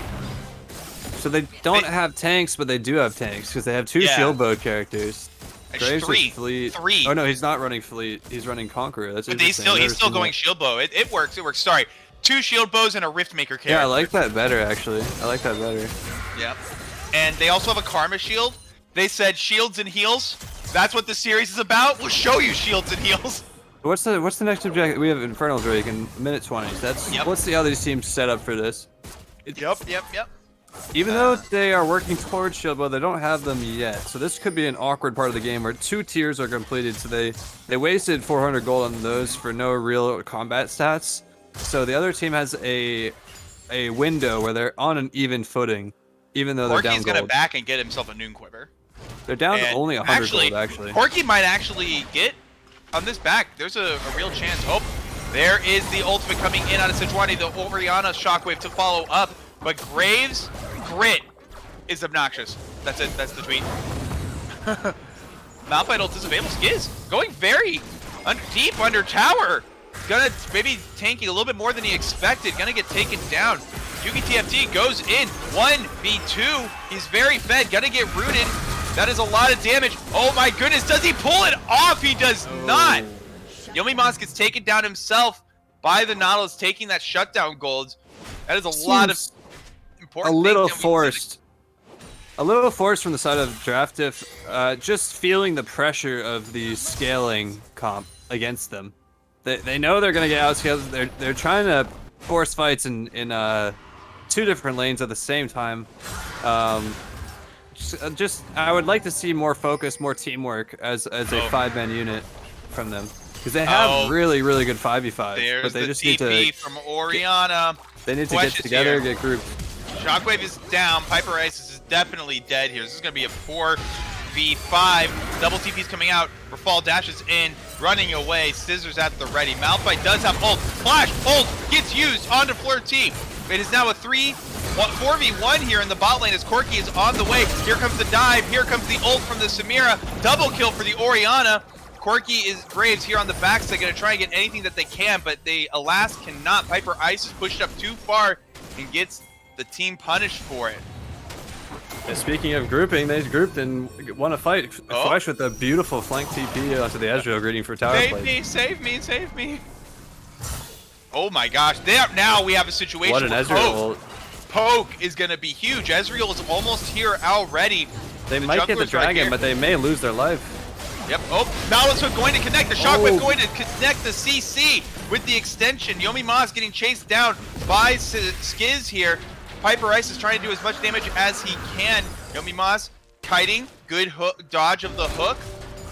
Chasing him down. There's the wind wall. Yep. One Nautilus hook, he dies. Oh, Yomi Mas backs off at 300 health. That shield was going to do a lot of work here. Here comes the Rift Herald charge. Skiz gets knocked back into the team, has to burn his flash. Now his ult going to get burned, and Piper Isis is going to get taken. Hooked again with the last bit of his mana. Juice Box pulls him into his fate of having to E away. It's probably on cooldown. And but they get out with their lives. Mid, Gwen collecting some plates, getting some tower damage. Yeah, like I was saying, Draft Div needed to establish their footing in the game at this point, or it was gonna get real ugly for them real fast. And I like that they knew that they put their foot down and just won the fight, knowing that they were stronger than the opponent at the current time, as long as their group is 5. Indeed. Corns. Well, it's not as simple as grouping as 5. Yeah. They still have to find isolated members. Yep, Cornstar hurting already. Oh, uses his package to go in. Avoids the Malphite ult with another cast of the package, but gonna get chased down. There's the flash. The healing. No, what is Cornstar up to? Gonna get taken down. That was a certified win trade. You can find his PayPal at cornhub@gmail.com. Oh man.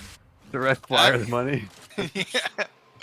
Oh, Stevan, how much did you pay this dude? Slamming back. That was the Amazon Prime delivery package right down mid. 2-hour delivery.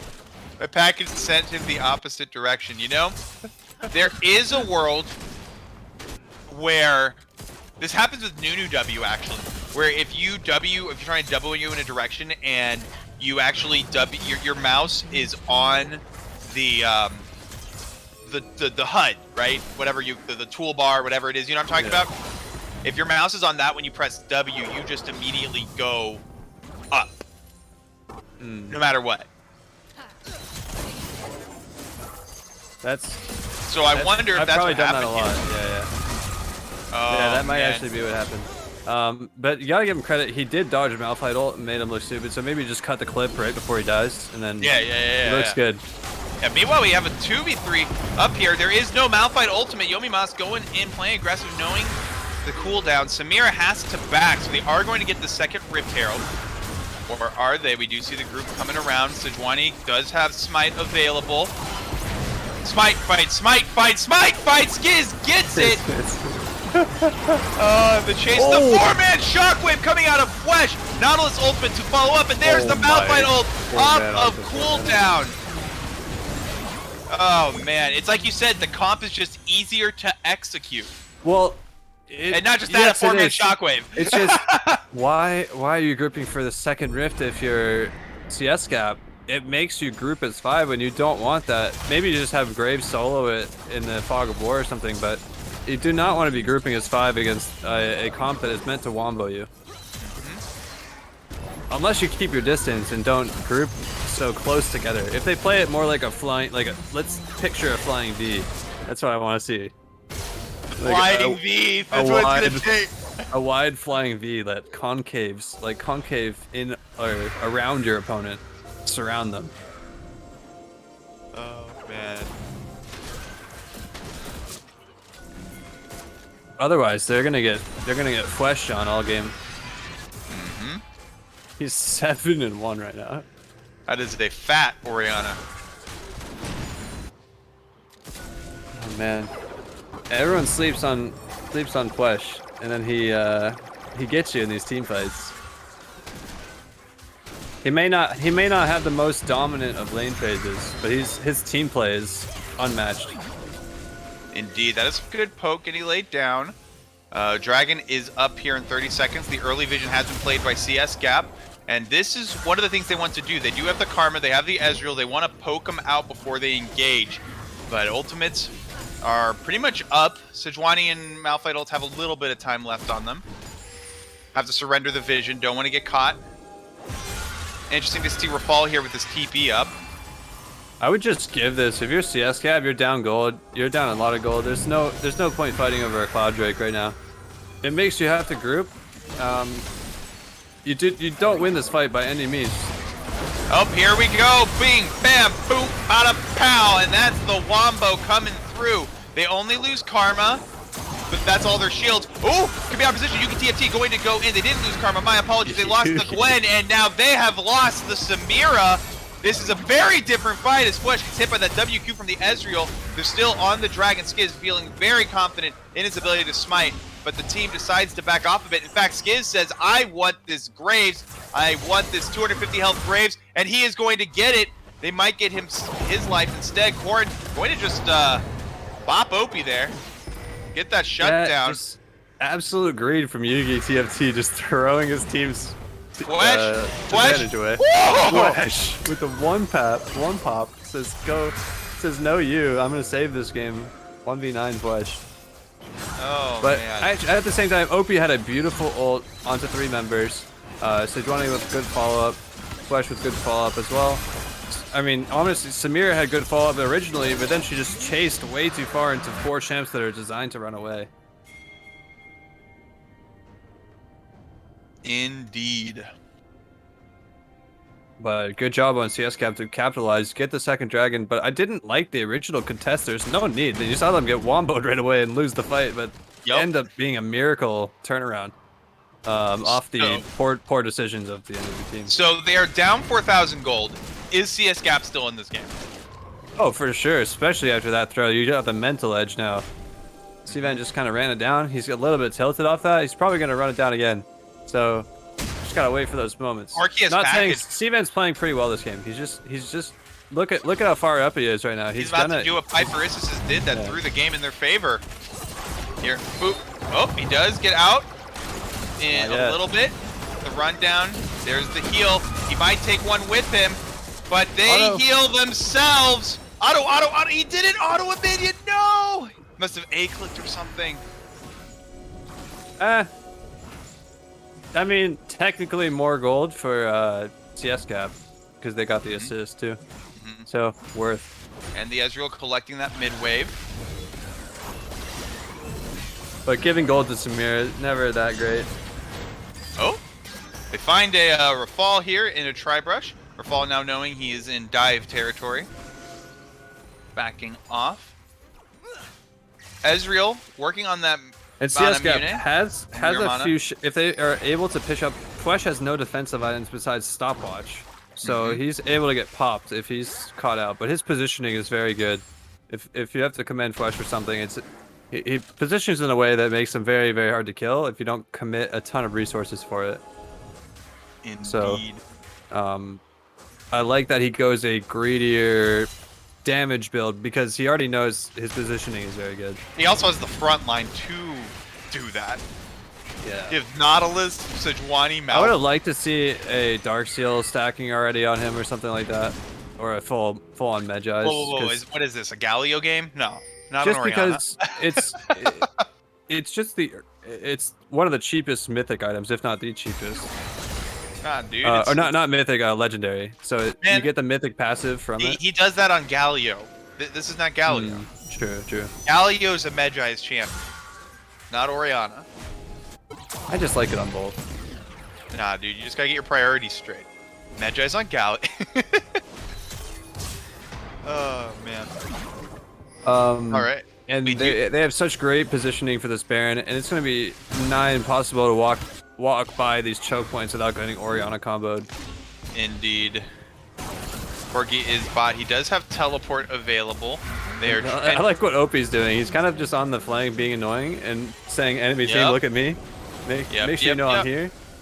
Graves on the backside. There's the hook landing onto Flirty, who is dead. It is just mayhem. And they're all dead. Yeah. That's a wrap. They didn't disengage the original combo, so it's very hard. Not gonna say it's easy, but they got a little too far behind. Flesh's damage plus Malphite combo is just a little too much right now, and then Samir can just clean everyone up. And you gotta commend Juice a little for a lot of consistent hooks throughout the game. Yep. if instead of Karma they had gone, or the Graves, what could they had gone something with a little bit more engaged potential? How do you think this game goes? A little bit more CC. They would still have they would have a harder time than they do now, because at least right now all of their champs want to do the same thing. They have synergy. Well, like something that could like peel. Maybe not go in, but just like stop someone. I guess I see what you're saying. I'm trying to think of a champion, like almost like a Janna or something like that. Yeah. But, maybe a Kale or something. Yeah, I like the Janna. Janna would actually. Or Lulu. A Lulu would be nuts. Yeah, like something like that. But I like Karma too. It's just about the execution. Like I said, it's hard, but if it's done right, it looks really good. But it's just what is it? They fell too far behind. Yeah, it's in a league like this where no one plays perfectly. Like even pros don't play perfectly, but they play closer to perfect than we do. Even pros have a hard time with disengaged comps like this. That's why everyone defaults to the Wombology. Yep. Oh, he is still alive, but that shockwave. This is just it's just more like disengaged comps worked more in last season's meta. This season's meta, it's more about dragon souls and oh man, Sejuani ult connects. This is feeling a bit like a wrap as the flash dash bash coming through here. Yugi TFT double kill, going for the triple, gets the triple. Gets the inhib and probably gets the game here. Rafal fighting Grump and Malphite. That Krug has become sentient and is out for blood. Oh, never mind. Oh, good night, sweet prince. That's beautiful game. GG for game 2. Draft Diff 1 game away from taking the mini split crown.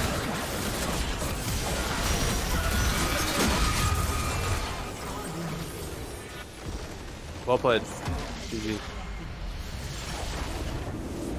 Who would you have as your game MVP? Fletch. Very consistent both games. Like you can't ban Flesh out nowadays because he has too many champs now. But it might be worth taking the Orianna off the table. You know what I mean?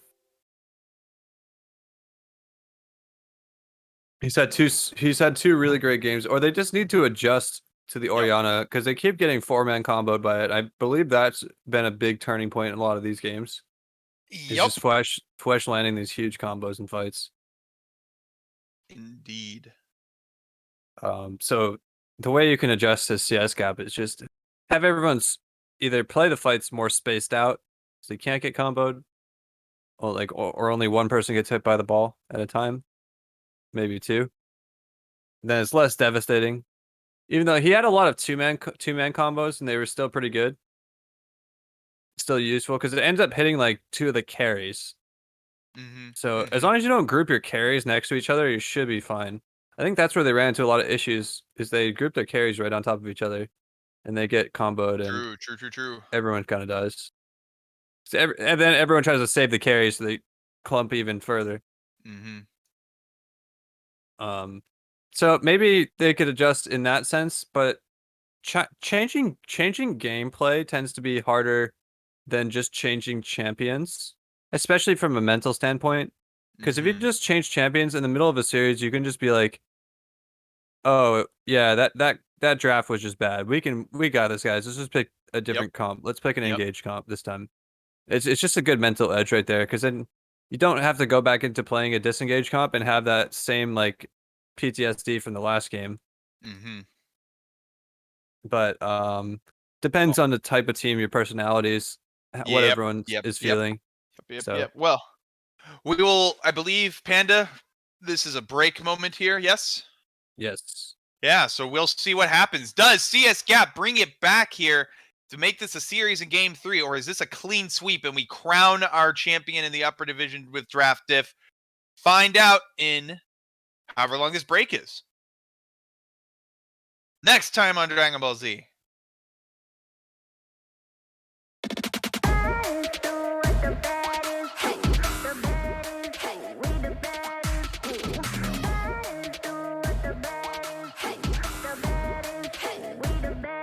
Coming at you live, real wild. Here to light it up, set the world on fire. Gonna break rules and hearts in twos, 'cause that's what the baddest do. Never going back, nah, that. Diamonds on drip, 'cause I came to make a splash. Gonna break rules and hearts in twos, 'cause that's what the baddest do. I'll melt your face off, disappear, I'm your eraser. Aim the cut just like a razor. Murked up in this world, my blazer. I got all the boys on me, I got all the lines on ring. Knocking dead, turning heads, I got all the eyes on me. Pretty face, 걸어 들어와. 유행 선두자, 원하지만 못 찾아나. 애가 찾아나, you like whoa. 달리 유도 gold, 난 알지, I know. 준비해, cause I like a ball. 멈추지 않아, 말할래. 그게 like a bag, 그거 말고 bye. 믿어봐, 그만큼 크게. 어깨 펴고 high, 100% 덤비지 못해. 죽여주잖아, 나는 boss. 간지 with the sauce, 원하면 줄게. I'm doing damage when just how I planned it. I do what I want when I say. 모든 날 따라해, 난 끝내주잖아. To live on the edge of insane. Coming at you live, real wild. Here to light it up, set the world on fire. Gonna break rules and hearts in twos, 'cause that's what the baddest do. Never going back, nah, that. Diamonds on drip, 'cause I came to make a splash. Gonna break rules and hearts in twos, 'cause that's what the baddest do. It's crazy. Sorry for the bad news, sorry I'm so bad. Only took a minute for me to get what you had. Sorry for the bad news, know it makes you sad. There for a minute, baby, you should pack your bags. Way that I look should be breaking the law. If I don't got it, I take what I want. My circle small like a round of applause. You know that I love the sound of applause. You know I mean everything that I say. When you see me coming, get out of the way. Back in this lane, back and I'm better and ready to stay. I'm doing damage when just how I planned it. I do what I want when I say. 모든 날 따라해, 난 끝내주잖아. To live on the edge of insane. It's crazy. Sorry, not sorry for being the best. 언제든지 내가 좀 mark. Look at the gold, all on my chest. Look at the gold, call it a flex. I woke up old, born to be amazed, unimpressed by the golden days. Cold to the touch, chill you to the bone.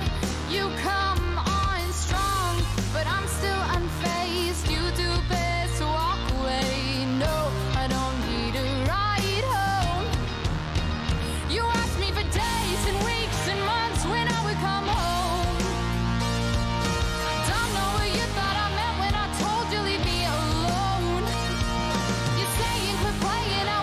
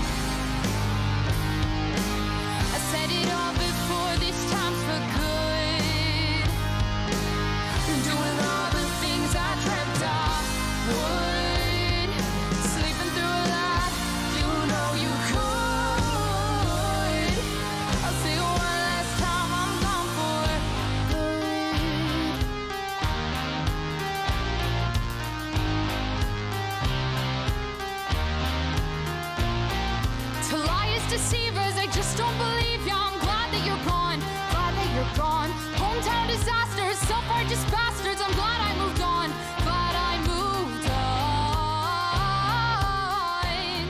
I'm glad we moved on. You asked me for days and weeks and months when We are in the restroom. Oh, Bear went somewhere. I am alive. I know. Hello, chat.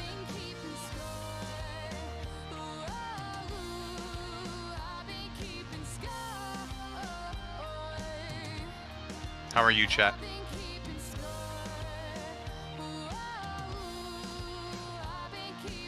Tragically. Oh, here we go. Let's see what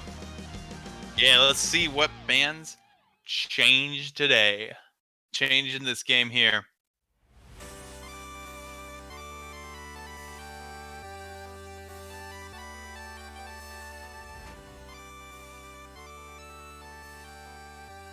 Band looks like Draft Diff starting off with the same stuff.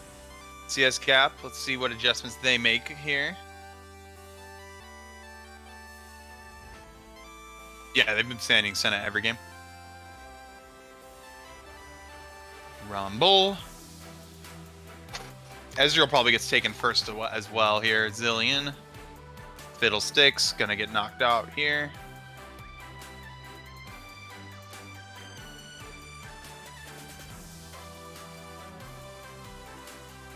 Yep, same bands. Ezreal instead of Varus this time. Recognizing the strength of that champion.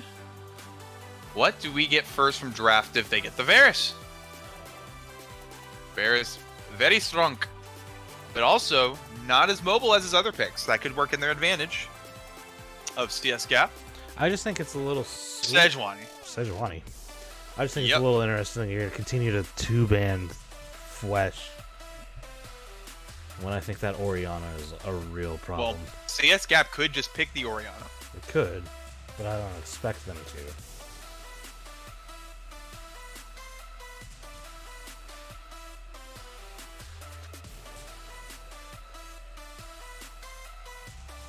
Anyways, 5 seconds.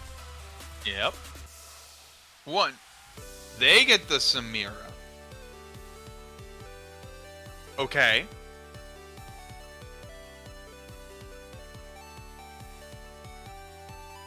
Let's see what they pair with the Samira. Nautilus. Do they go Nautilus? I mean, in my opinion, Samira works best with something that she can play off as something that has True. of CC. So The set. That is a flex pick here, by the way. Yeah, and that set could go support. Bring back set jungle, by the way. I miss set jungle. That shit was fun. The instant Orianna. Yeah. And the Varus probably, that's a lot of team fight start and team fight finish, as it were.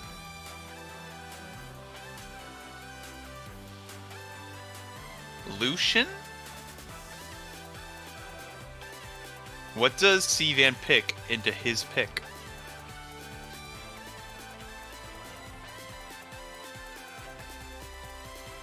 And it is the Varus. Teemo is hovered, of course.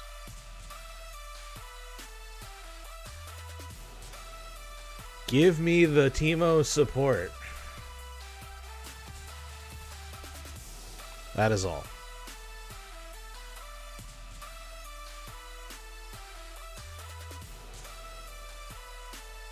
Five seconds. Karthus jungle. Okay.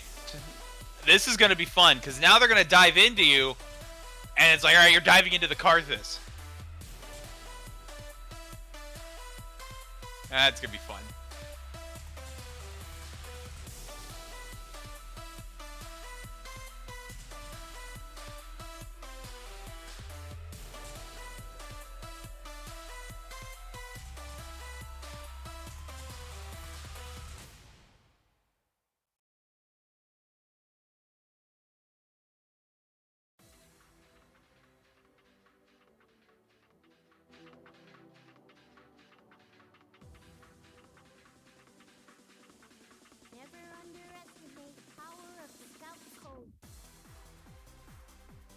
Well, Morgana and Tristana. Why is Tristana oh, Tristana mid is an option. It's true. Wukong and Braum taken out of the picture. Ornn, Malphite, all those are available. Remember that set could be support.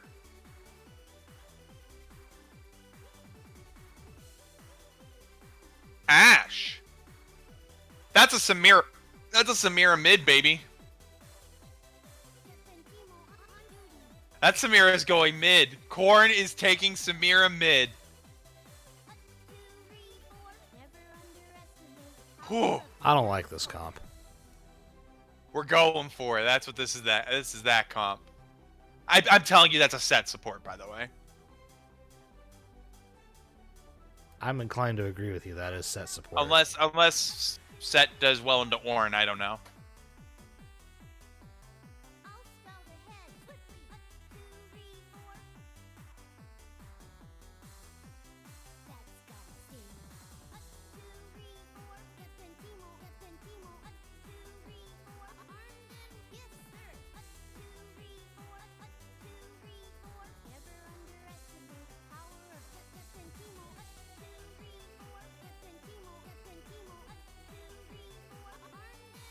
Nautilus, to be expected.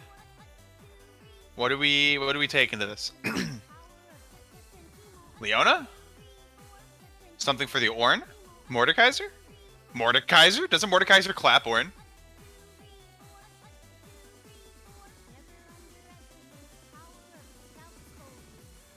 Galio? That is Ashe support. Wait. Or Galio support. I think that's Galio support. I bet you that's Galio support. Honestly, I'm out of ideas. I don't know. It could be Ashe support or Galio support. I bet you that's Samira mid.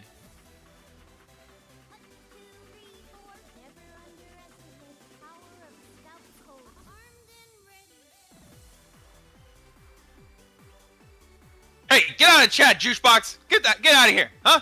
Huh? I'm gonna have to report you to the mods. Now you guys have to deal with support sub. He'll ban you anyways because you didn't pick Teemo. And you said you would.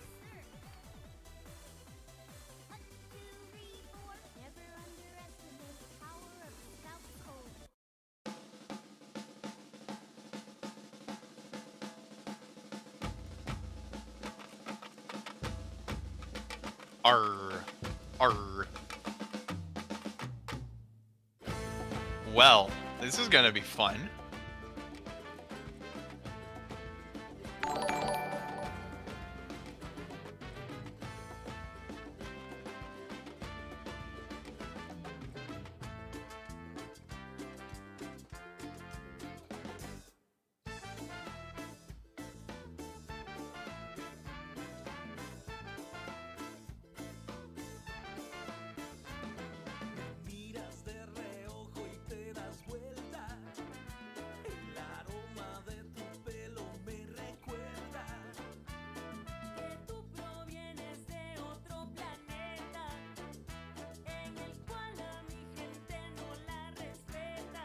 Oh man. Well, this is gonna be interesting. I mean the Ashe, I like it. Just like press the R button, your ADC's getting killed off repeatedly anyways. The Galio, just counter engage, goodness. Hopefully. Karthus, you know, you're gonna die. The set just gonna ult one of the Tonky boys back in, and you have Korn cleaning up, hopefully what the Karthus is doing on the Samira. Draftive, basically playing the same comp they've played all split. It's the huge.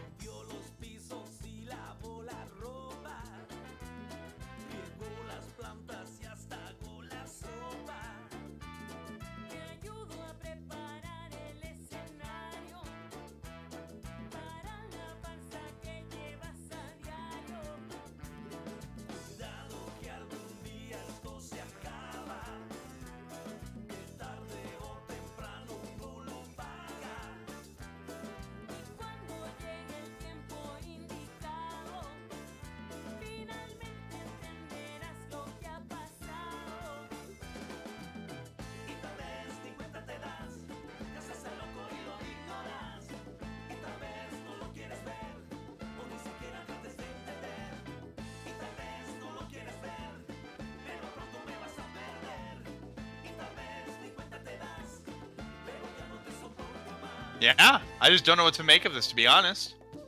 It's gonna be a funny draft, a funny game, you know?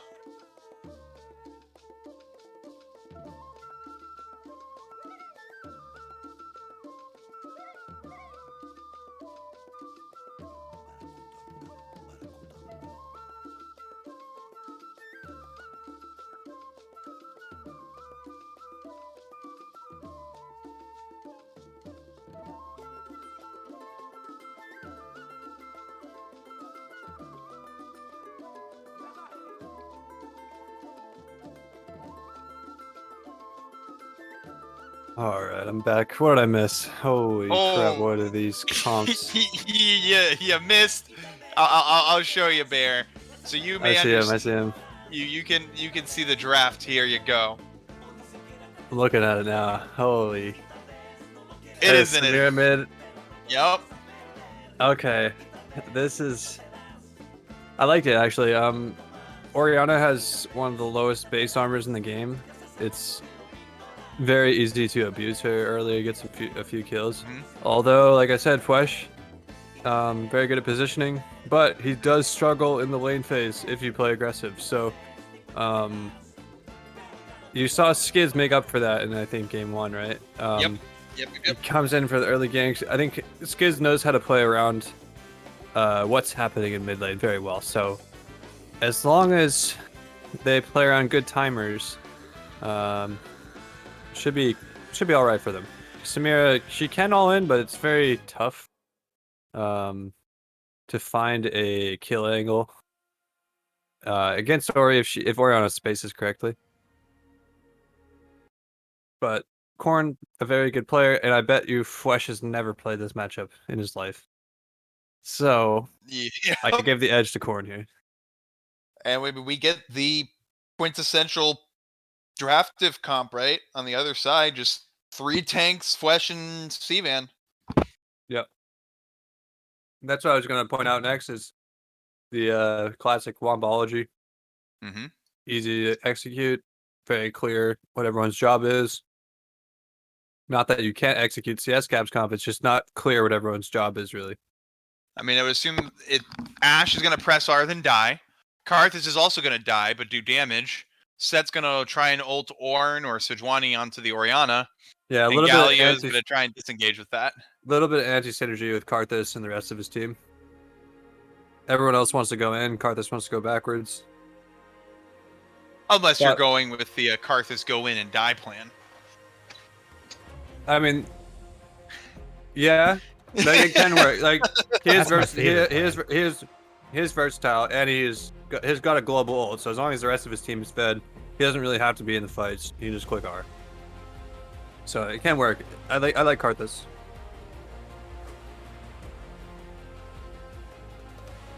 Especially in a PMA, we don't see a lot of invades in PMAS, so you get a kind of a free full clear. But maybe Skids will adjust his routes a little bit, get some invades off. He's gonna have bot prow for almost sure. Oh yeah.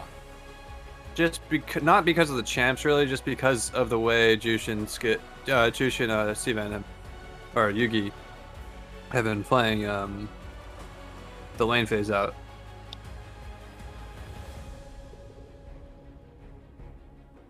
So I think we see a 3-0. How about you? Yeah, I mean, I think they finally have some answers. They're finally drafting crowd control, like hard crowd control. That is true. That is different. It's easy to execute. They have a lot of go options to make things start and to finish and to counter engage. They haven't quite had that yet. I mean, they had the Morgana Q and the Yone ult in the first game, but that was it. So they're just gonna. I believe in CSGAP. I think they pull it back this game. I'm gonna say 2-1 it. I'm gonna reverse my prediction. 2-1. It's gonna be CSGAP winning this. They're gonna pull it back. Those guys have heart.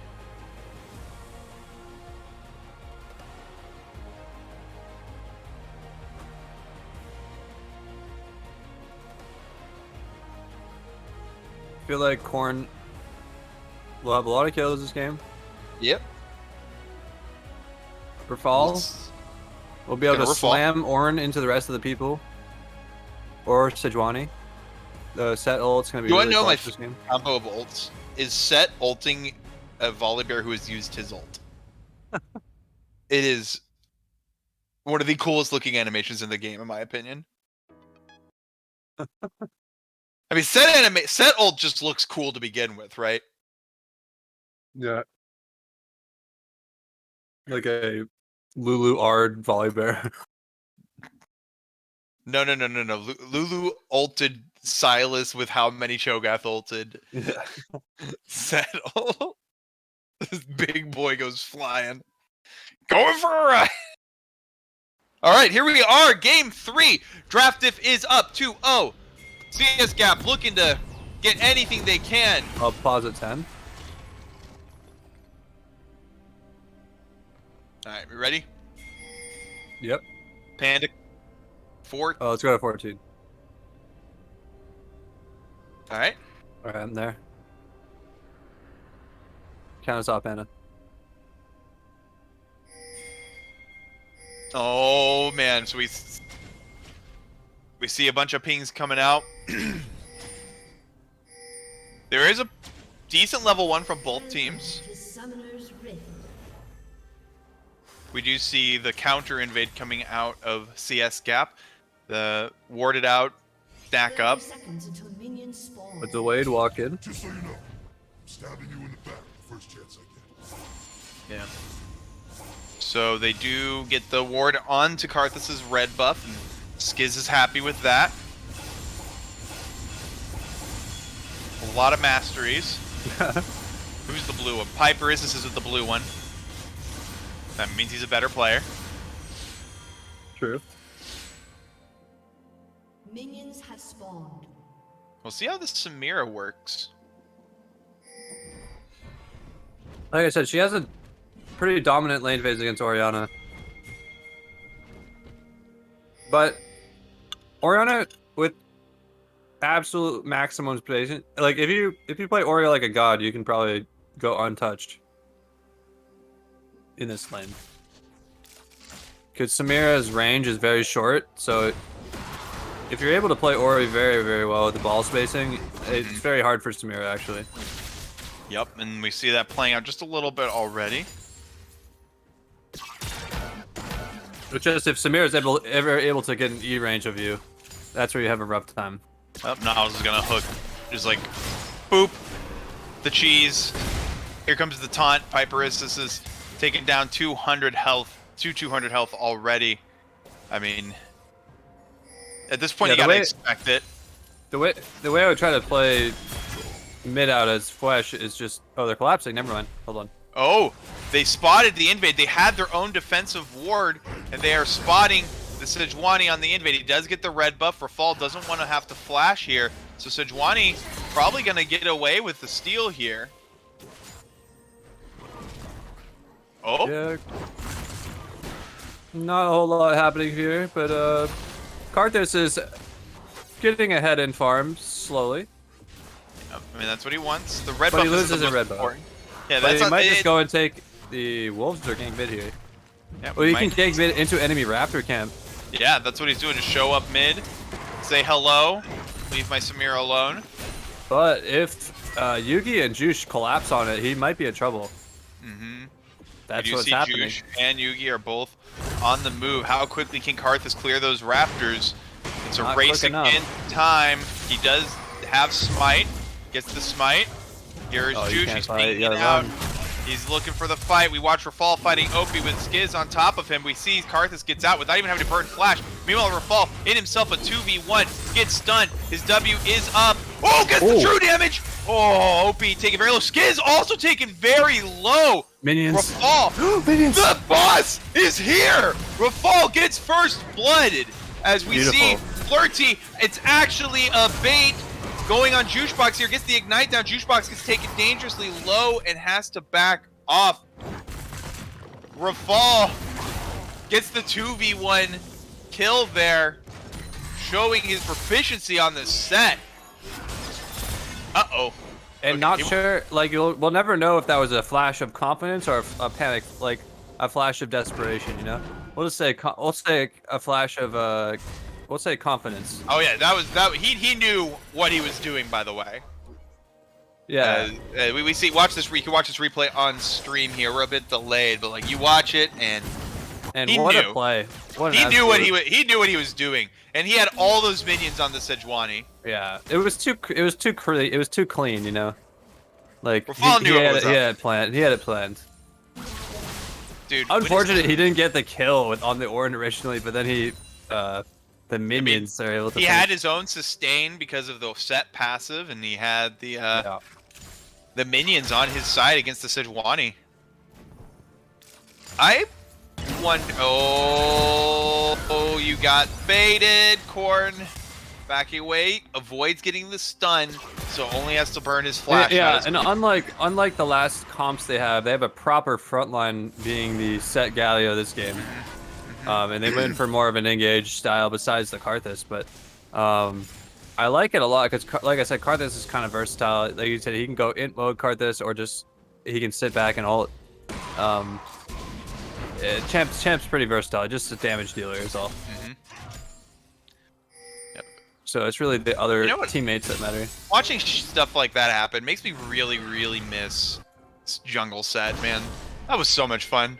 Yeah, but I think you can probably still get away with it. Oh, you definitely can. Hmm. Teams just won't let me. True. Like, no, pick volley bear. Yeah, it's like every team I'm on, it's almost always until like the last few games. I'm like, hey, can I play this? Action bot. Potential action. Potential action coming by, but we must watch set, not get the stun on Opie. And you know what? Optimal flash. Oh, the buffer. Oh, Galio buffered his E, so the Skiz CC landed as Galio E was retracting, so it didn't block it. Yep. So, Yep. Yeah. Very good play to get out, but that is both flashes down bot, so that is only a matter of time before that becomes something untenable for them to deal with. I like the disengage. Piper is assist with the flash saying, no, you take the hook. Yeah, it's like, nah, this isn't my problem. Flirty with a good escape, so. Yep, you know, yep. They both burn flash though, so overall win for Drafted. True. And both flashes burn before the first dragon fight, so there's no flashes on the carries of CSGAP right now, and there's flashes on both carries for. Yeah, so we'll watch how. Yeah, I mean, against Drafted, you almost assume you're gonna give up a lot of these dragons early because their bot lane. Yeah. The lanes they play have so much pressure and prio. Yeah, there's not a significant difference in power right now for the teams, I would say. It's just more about ultimates and flashes in the fight. So Oop, you have Corn to be Star. tracking ultimate, tracking flashes. Good. And who has the better position? Avoidance of the hook. Oh, the sombrero! The misplay on it. The ignite is ticking on You know what? Cornstar. We'll give it to him Gets out because safely. that was his first sombrero of the whole series. So we'll give it to him. Yep. Oh, Opie. Bop, beep. Boom. Bow. He went for a ride. Oh my Whoa. God, Rafal the calculator. Jeez. This man does so Please- much math. Please tell me he gets out while Sejuani ult like flies through the air. the true maths, dude. Oh man. The absolute madman Rafal just says I want win. Even though Ornn was close to getting the kill, it feels worse like that. It honestly feels worse when you're that close. Yep. And Sejuani is topside. They're going to find out with this. No, they're not going to find it with the hawk shot. Never mind. But Sejuani topside, that means this dragon, the early Drake stacking. Oh, it's the cheese bush. You got to expect it, friends. When you're up against C-Man, every single game. he will always do that. You have to expect it. I like it a lot. It's so good. Because no one wants to burn their wards on the lane bush. They're like, nah, I'm gonna save it. Oh, almost gets the stun under tower. I don't know about that one. Oh, Opie caught out, was trying to stop him on the red, punish him with that ward, but Cornstar going to get the kill instead. Okay, so neither team wants the Cloud Dragon. That's fine. I would start getting it with the advantage developed with the gold at least. Oh, But there's no that- TP. Yeah, Skids that's doesn't want to take it. Because the problem with starting drag for draft diff right now is that there's a TP advantage from set. So you can actually start it if you're CSGAP, but Karthus wants to farm all those camps. He doesn't really care about the dragon right now. But the ultimate cooldown reduction is really nice for Karthus, so probably would like to see him get that. But he is. I mean, he's got a player on his top side who is enormous. Wailing on the tower. This set is I wonder 1,400 gold up. I like Stridebreaker on 7. I was thinking about like the Sunder buff. Is that any good on him? I feel like I don't know, because I mean he'll get the proc off his E or his Qs, but like I feel like the Stridebreaker's just the option it's of so just good. like It's so good with just his yoink, kit. yeah, just dash yoink, right? It's a kidnap build. And they're just opting to give the dragon away with teleport advantage. I don't agree with that, but I guess they're just getting farm instead. Karthus is getting a full clear off, so he's pulling ahead in CS because of this. Yeah, but despite that, I mean, he has put in a lot of pressure for his lanes this game, but like he's still even in goal with a Sejuani that has been in multiple lanes. I mean, even in CS, I should say. I actually don't mind the dragon give because they're already winning. They have decent scaling with Samira and Karthus, so they're like, don't really care about first dragon. They're gonna opt to just farm and defend this Rift play instead. I like it. Yep, and they don't have a wave.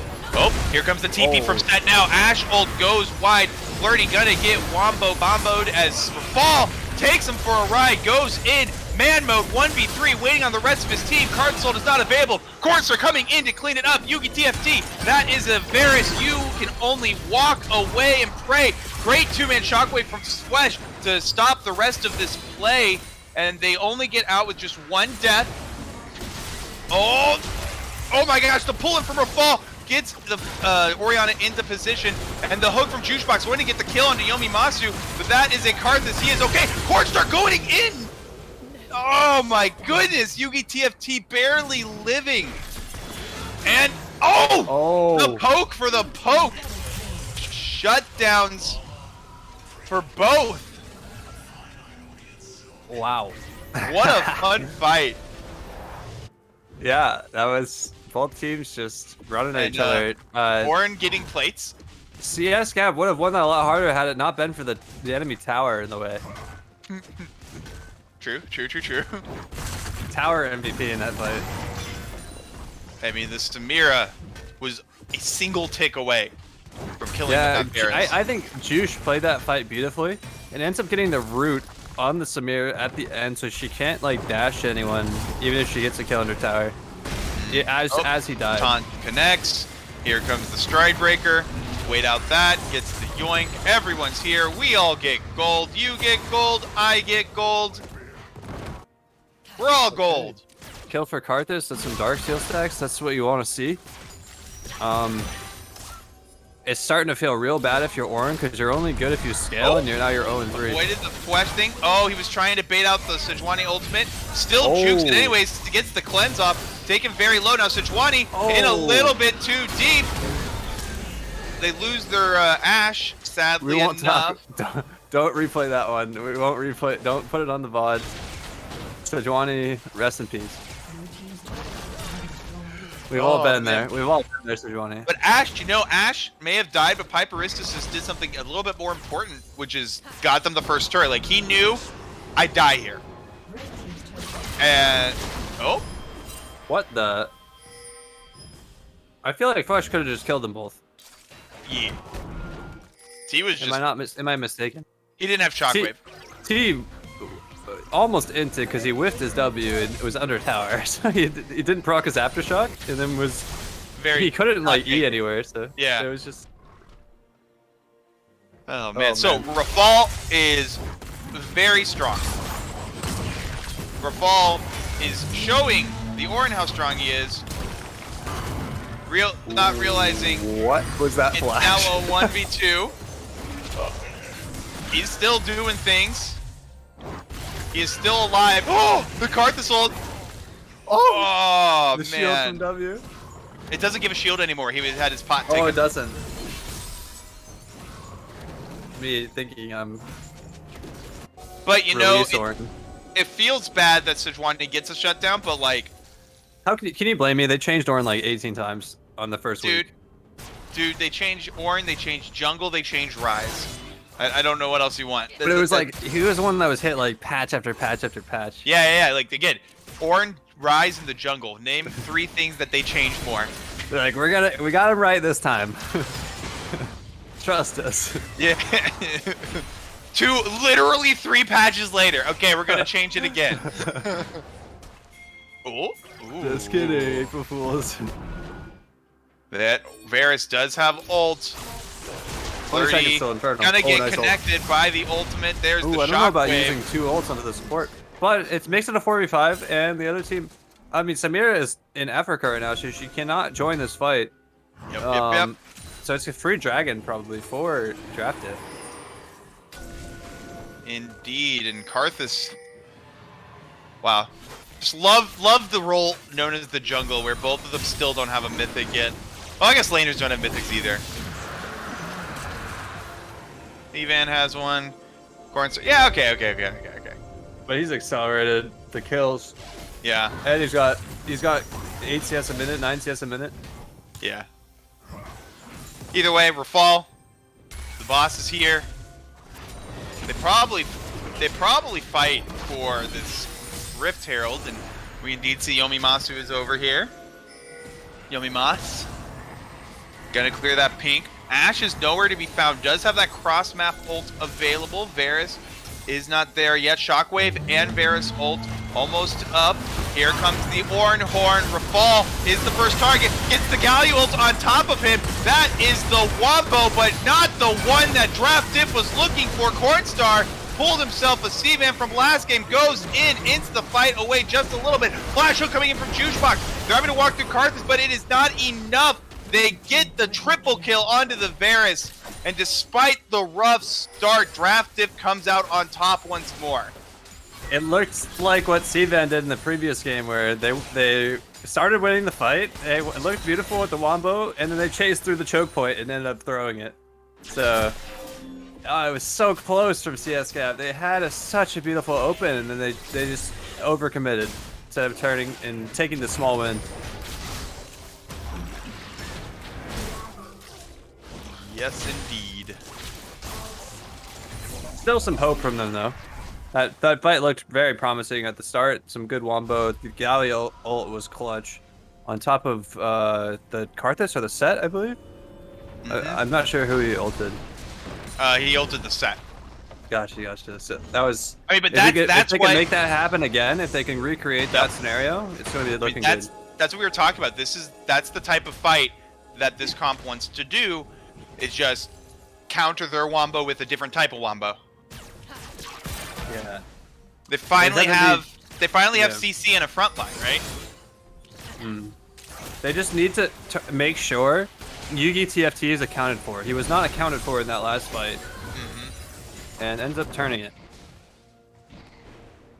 If he is one shot at the start of the fight, I don't think Draft Div has enough damage from just the Orianna. Oh, Flirty. Caught out a little bit here. He's gonna have to burn that taunt. Does not quite get Yugi TFT. The Chains of Corruption has been taken down. Sejuani, the Ashe ult is going to hit. Rafal going to flash and get the pull. He is taking him for a ride over into the Raptor Pit. The Karthus ult comes in hot. Yugi TFT is still somehow alive. The wind wall blocking the Ornn ult away. Juicebox gonna get taken very low, but he is still alive. Cornstar is also alive, but it is not enough. It is 4 for 1 in favor of Draft Dip up 3K and pushing down the mid lane. Rafal's ult was probably intended to just slam him into the wall, but he ends up taking him all the way over it into safety. So his teammates cannot follow up with him. Maybe just So it feels unlucky. like sometimes set ult feels like you just want to play it like Maokai Q, right? You want to take just a couple more steps. Yeah, you have him just CC'd. Punch him take into the wall. Yep, go a couple more steps over and then boom. Like, it's a Varus. What is he going to do to stop that, right? He's from you just taking 2 more steps. Oh, we see the Shirley's coming in. Here comes 3-man taunt coming out of the Galio here. He's going to lose his life, but what do they get in return? Trading autos, Yugi TFT and Piper Aces. 3-man Shockwave going to kill the Ash, but there's the flesh going down. Words are hard as CSGAP takes them down and collects their shuts down. This is big. They get full vision control on Baron and Dragon now. They don't get the objective for free, but it gives them a lot of breathing room to set up these wards, get the waves pushed out, get better positioning than the other team, and get their recalls off. It's the best case scenario for them from where it was looking kind of grim before that. 1,000 gold, 1,300 actually goes over to Corn right there. He needs to recall before these Dragon and spend that gold and then get back on the map. Because like with 1,300 gold with the Last Whisper, isn't that Lord Dom's? Not quite, but It's gotta be close. It's like close. 1,900 he needs then, right? I'm not quite sure the completion amount. All right, well, here we go. You might be right. You might be right on the first time. Orianna I think it's more. I think it's more. Yeah, I think you're right. Orianna does have TP available. Juicebox is on the flank. They've surrendered a bit of the vision, but they did have the first move here. Orianna TP is up. They are grouping right now. Juicebox calling for some assistance. In the river. I like what Juice is doing. He says, "Get the heck in the river. We need to start going in." Yep. Here we go. Smite fight. Smite fight. Orenhorn gets blown. Orenhorn gets blocked with the wind wall. Skids once again stealing the dragon, hitting the objective. Rafal doesn't quite get enough time to get his ult down. It might be too little, too late. In fact, no. All that's left is Piper Issus, and this is going to be no, not the Quadra. Piper Issus walking away with his life, slows down Flesh as he runs away. Doesn't have anything to life steal off of. Skiz and Flesh are all that remains. Piper Issus is saving the game by getting winning the trade of autos. Yugi TFT was untouched in the first half of the fight. Ends up mowing everyone down. Yep, and I mean, Rafal couldn't get his, didn't have the ability to get his W off either.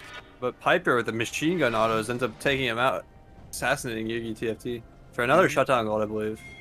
And Lord Doms has been picked up by the Samira. Could be a bit more damage onto these beefcakes. Or I'm not sure if Ash picked up a shutdown gold there, but now Yugi at TFT is worth another shutdown because of the kills he just got. Yeah, I don't know why he didn't get the shutdown. It takes the shutdown gold takes a second or two to register. Like, it takes a few seconds to register. God, I hate that. It's like you already died. Yeah, I've noticed that before. It's kind of weird. It's like the system like calculating it. Oh, they might have Juicebox caught out here. Indeed they do. They know it. Skiz is just like, sorry, friend. Is my man. Give me a hand. But you know, Skiz knows if he dies, that the Baron that they're getting prio for is also already... known as my solo queue jungles. Oh, man. No, in solo queue, you know everyone walks into that one at a time to save the support. They emote you as you're dying. And they recall. Oh, here comes Chance Corruption coming through. Yugi TFT is caught. Rafal is looking for a way in. Does get the stun. And Cornstar is here to finish it off. Ashura goes in. Yugi TFT with an excellent flash. Flirty, meanwhile, on the other side is going to die. Cornstar going to try and win wall as much damage as he can. He does get the kill. Meanwhile, Rafal is 1v2 against Skiz and Flesh. Does get taken down. Currently a 2v3. Ash and Yomi, the Karthus here. Ash is going to get taken down. Oh my gosh. Karthus gets a shutdown gold though. And now Karthus is worth a shutdown gold. He's big. He is huge. He does have ult available. But I don't know if him being big is going to be enough to 1v4 this fight. Yeah, but the other team doesn't do Baron very fast at all. Yeah, I mean, here's the thing. Karthus could walk in there. 10 seconds. Yeah, he waits for a fall. He goes in there. He dies in there, but he doesn't care because he's Karthus and is just going to hurt. A throw. This could be a big throw from the draft. Karthus does have flash. Too early. He goes in over the wall. Oh, with the Galio. They go in. Skiz is very low. Here comes the Karthus. It gets interrupted. He didn't wait for himself to die, but he is still alive. He's going to die to the bear. Rafal's on the flank. He's gonna cue the Baron. Cue the Baron. Oh, wait, who gets it? Red team gets the Baron. It's the red team's Baron. CSGAP collects and Rafal is running Skiz out of the jungle. You can't You gotta be outsmite kidding me. a dead man, Skiz. You can't strip this. Rafal, he wants more. Skiz, Rafal knows he's doomed if he goes for this. He's gonna try and run away. He does. And this is what What? peak performance looks like, everyone. I really think. finals. I really think if Game Karthus 3. just waited to die before he pressed R, it goes even better. But like, oh my gosh. Just top quality decision making all around. No, but you love to see it. And we have a minute away from Dragon's Soul, so we're about to have more nonsense. Oh Karthus yeah, this ult- would be really fun. Ocean Soul coming up. Yeah, you can't not fight for this one. You know? Oh man. Oh man, what's the meme? Ocean Soul overrated? Didn't CSGAP win against Ocean Soul? Or draft did? I don't know. Someone did. I think it was CSGAP. No, it was. I think It was AOT. It was AOT. They won Oh, against AOT Draft against- Soul. I just think it was Menbung on AOT. Yeah. Rally. I'm sorry. There's no Menbung. There's only Yomimas. Yomi Moss. Ash got that mid prow, walking down here. Drag is up in 18 seconds. I don't. You know what? I mean, Skiz has won every smite fight this whole series, by the way. Yeah, they don't want to bring it down to a smite fight. Just gotta win the fight before that happens. Oh, here it no. goes. The wind wall. Oh, the wind wall. They're just CC too hard, and there's Oh, the no. shockwave. Cornstar does have the shield bow, but he's gonna get taken down. It is feeling rather doomed here right now as the Wombo continues. A great chains of corruption. You onto the Ash. Karthus, Yomimas taken very low. He doesn't have flash. He has no way into the pit. And that's got to feel bad as they're certainly going to be collecting this in him on the side. Beautiful Verisol Yep. over the wall. Into just a plethora of poke, and then the dragon getting aggroed, so it knocks them back into more poke. Both carriers get obliterated right at the start of the fight from CSGAP, and that will be an inhib easy. If not the game. If they go for an end They have here, Ocean Soul. They have Ocean Soul. it could be risky because they haven't spent all the gold they just got from the fight. While the other team just took a reset because they died. Yep. So this could be the only time you could throw the game. That's why you want to take the reset even though you have Ocean Soul. Fighting 2 Nexus towers against 5 people is never very easy. Unless you have an Elder, Ocean Soul, like Baron. Like unless you have such an overwhelming advantage. Just take it safe.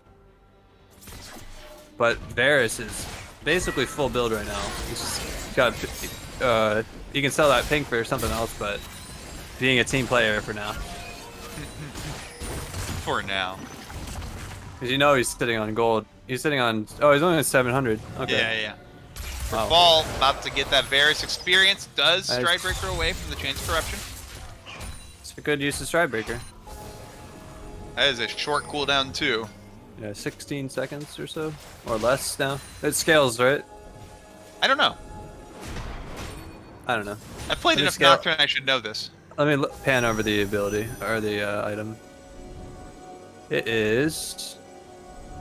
Doesn't say. Unlucky. Oh, goodbye, Mr. Yomimas. Didn't take the safe path. You will Now be he's missed. no longer with us. 19-night bug. 99 sweet bung. Oh, Cornstar moving in aggressively there.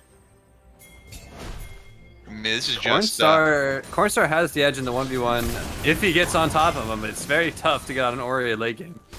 and then the Ori just sombreros. Yeah, tier 2 boots and Zanya's. Yeah, an Ocean Soul, yeah. There's no The card good way is- for Samir to stack her passive thing. Yep. Karthus is up in 2 seconds. This is probably CSGAP's last stand. Rafal gets taken out very low. There's the shield. Asher going to connect on the Skiz. Here comes the Galio creating a zone. Horn comes through. Skiz is taken down very low, and there's the shutdown. Opie is now the one taking the tower. Yobimas is running free amongst them all. Shockwave, 3-man Shockwave. That might not be enough. It is enough to get Rafal. Here comes the Karthus ult, and boom! There goes the Varus GA, and Stopwatch is down for Quesh. Oh my goodness, the damage on the Piperissus. Quesh is unstoppable, but Cornstar running through the entirety of Draft Dip's backline.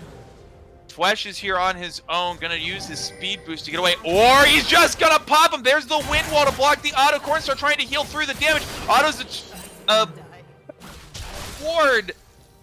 He autos the ward instead of the Orianna and dies. Oh, man. That was close. Korn trying his heart out, but just not quite enough. But they get more shutdown golds off that. With shutdown golds and being behind comes comeback experience. People think comeback experience was actually slightly brought back in the jungle now too. So not only do you have comeback XP in jungle, you have it on every kill you get. The jungle is only for the jungler, by the way, not the rest. Yeah. But the way for kills, you get a little bit of comeback XP too. So. And he would not be getting comeback experience on the jungler right now. In order to get comeback XP on the jungler, excuse me, sorry, you have to be down. It is the average level of the game -1. If you're below that, then you start getting comeback XP. Gotcha. So the average level of this game is around 14 or 15. Yeah. He's not getting any. But it's definitely nice on all those kills they pick up, and they get for sure. right back into it. They're Samira is actually up a level now onto Flesh. Rank 2 or rank 3 ultimate now for Samira. We may have another spicy Baron fight, but someone's gonna have to deal with the supers. Yeah, they might just get. I would like to on the see end. them. I mean, I almost would like to see them just opt to not deal with that. Oh, here we go. Skiz has started the fight. Here comes the Galio ultimate onto the Ashe, and they're gonna catch Juicebox and Skiz. They are so split from the team. Skiz taken very low. He indeed goes down. Cornstar ulting across the whole team. He will get knocked up. Here comes Rafal onto the back lane. Tries to get his shield. Does get his shield off this time. However, the rest of his team just got annihilated by yet another Orianna Shockwave. Oh. No. Internet diff getting called out by Piperissus. Oh, that's so tragic. That seems to may have internet problems, subs, but that is in him.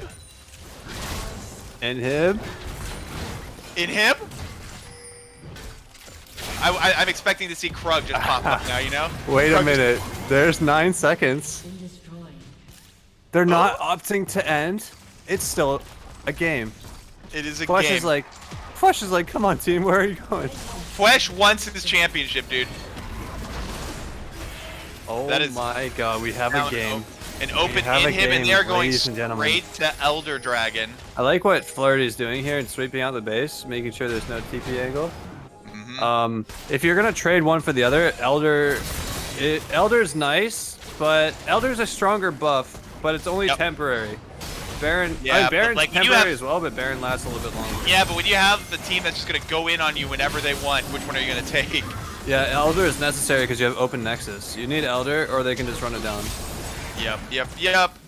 And Karthus is topside. Oh, and they're just giving it.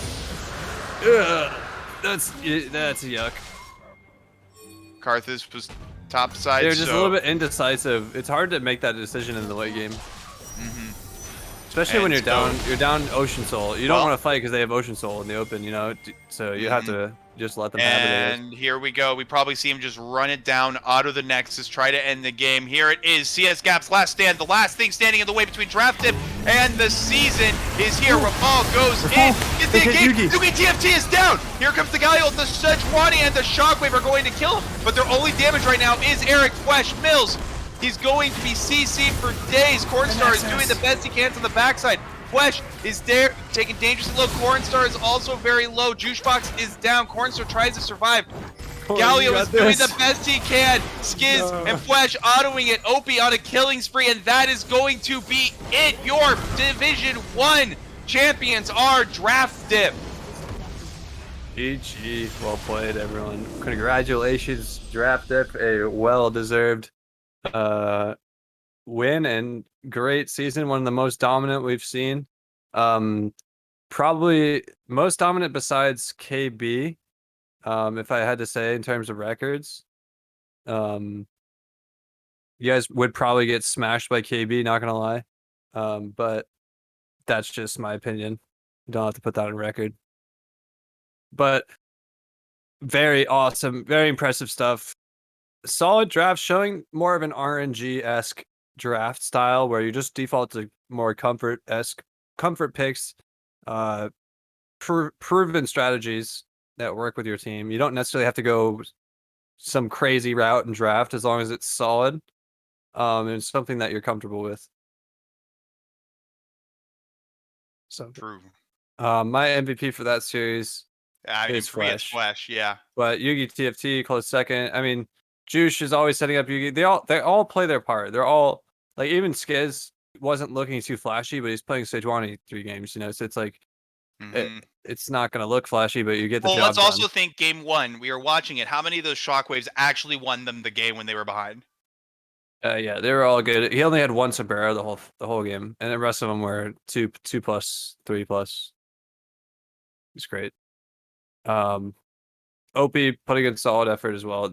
And they're all, I like how they're all willing to play standard stuff that is proven to work with each other. Like Nautilus works, like they have a tank, they have a damage dealer, they have a supportive mid laner.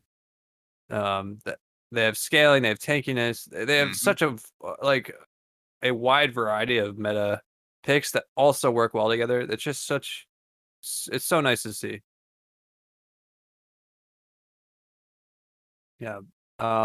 So I don't know if we have a straw poll or something, but we can get MVP in here, or just decide it's Swesh. The vote is going in right now.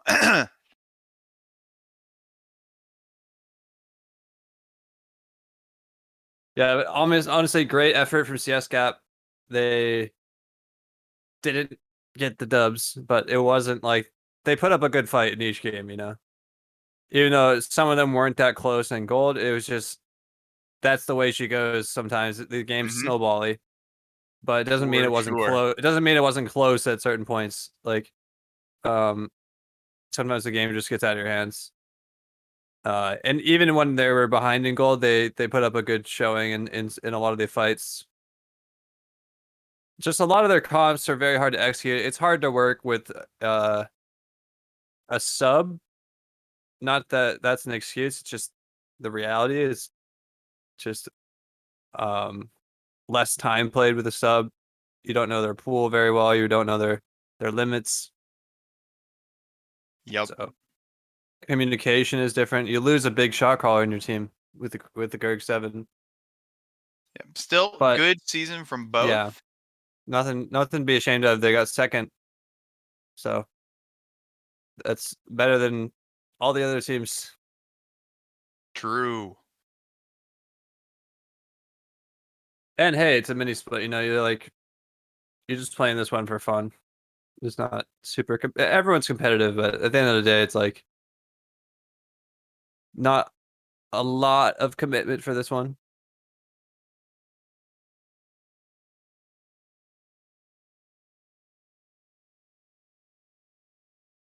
So I believe the MVP, no one else is voting, and Flesh is up by 4 votes. We have Flesh in here and the captains. Oh, we gotta go to player of the game.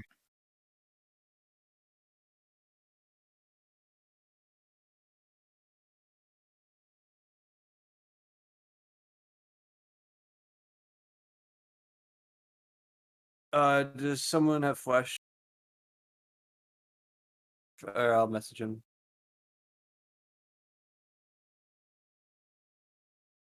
Here he is, Flesh and Yugi TFT. Yo. Hello. What up? What's up? Congrats, guys. Thank you. Hell yeah. You got the big dub. The baby Gabaru. We're having the trophy shipped in now. I divided it into 5 pieces Yeah, to we send just to like each player. we took a hammer to it. Can it just be like a big gold Ori ball? Yeah. The golden. It's like the golden. What's the award for soccer? The golden ball snitch. thing. It's like that award, but it's the Ori ball. The Ballon or something. Yeah, ball on the Oro, whatever. Aura. Yeah. Oral. Yeah, oral balls. yeah. Ori balls. Yeah.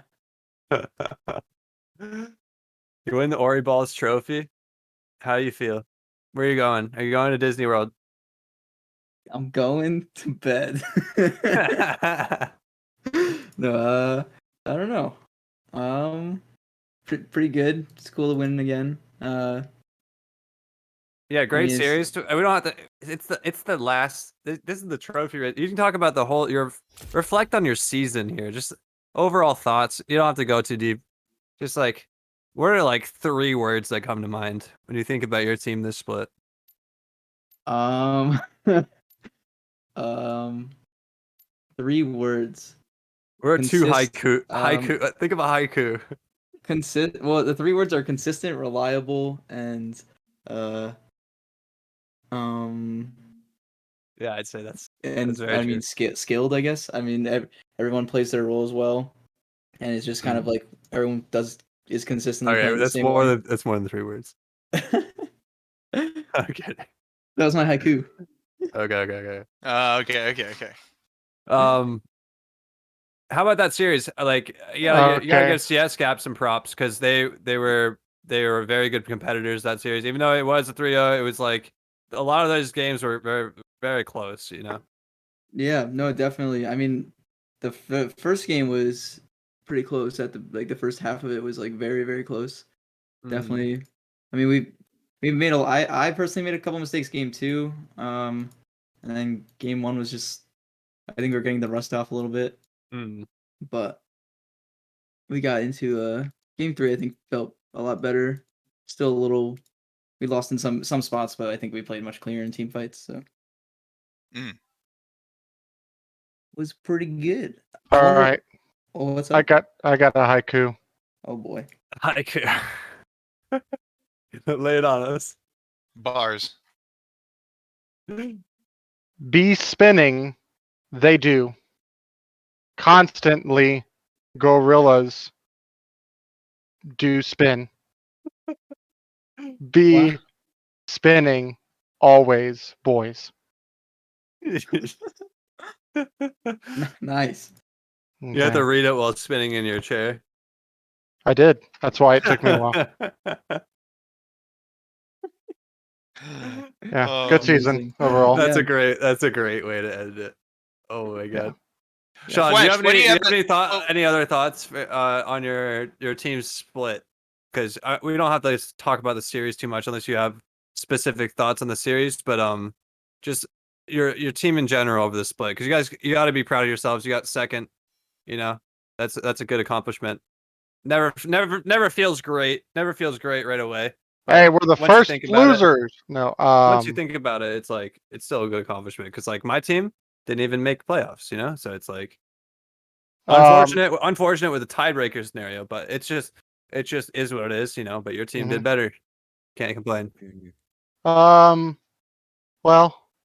I'm gonna throw playful banter, saying that the reason why Skiz obviously played Sejuani every game was definitely not a choice made by his captain, who just likes 3 beef tanks in front of him, but because he wanted to neutralize any chance that I had to jungle gap him. Yes. So obviously that's not true. I'm just memeing. Who guessed right on the salty run back? Your boy did. I called it. I get my points for the week. No. There was a lot of moments for the salty run back from this game. Yeah, it was a good series overall. I think Jacob did admirably well. I liked your guys'. I liked your guys' like commitment to the drafts on games 1 and 2. Like even though they were Game hard to execute. No, not gonna lie, they game were hard. 1, sure. Game 2, Jacob had to become Exodia Karma to make 3 marksmen go against that comp. It was really tough. Yeah. Game Yeah, 2 like, comp was into our comp. well, what was I'm really saying, bad, I think. not saying it wasn't hard to, like it is hard to execute, but I like that you at least went for champs that want to do the same thing. At least, like they want to all kite back. At least, like No, yeah, like I see too many teams like split up what they're trying to do, and then No, it's yeah, just, I think yeah. generally, we look at people like Greg who helped us out in the previous week's pick Mhm. ban. Just to go over the whole season, I think if any of y'all are ever sleeping on my boy Rafal, then you're dumb, because he basically was the, MVP of our team this season probably, with Corn and Greg coming in They had a stellar afterwards. performance in this last game. Yeah. Corn has, played a lot. I think better. I think Sivan even said it, that he reminds him of like a younger him, and I think it's very true. That they're both extremely mechanically gifted, and that you've seen him play on the Mystic Cats as well, where it's he's been performing really well. Greg and Piper probably are the bot lane that probably plays the game the least amount in like terms of fives or like solo queue, but when they got on the team, they dedicated more time than probably anybody. So, and then obviously like, and both of them have like real life outside jobs that like made it tough, but like I think they both performed really, really well. They're probably one of the stronger bot lanes that I've ever had, outside of maybe Club Penguin. But yeah, I love to see the duo when the Yeah. season starts. I like the motivation the league gives you. Like me and Neil got into a lot of duoing this split, which is a lot of fun.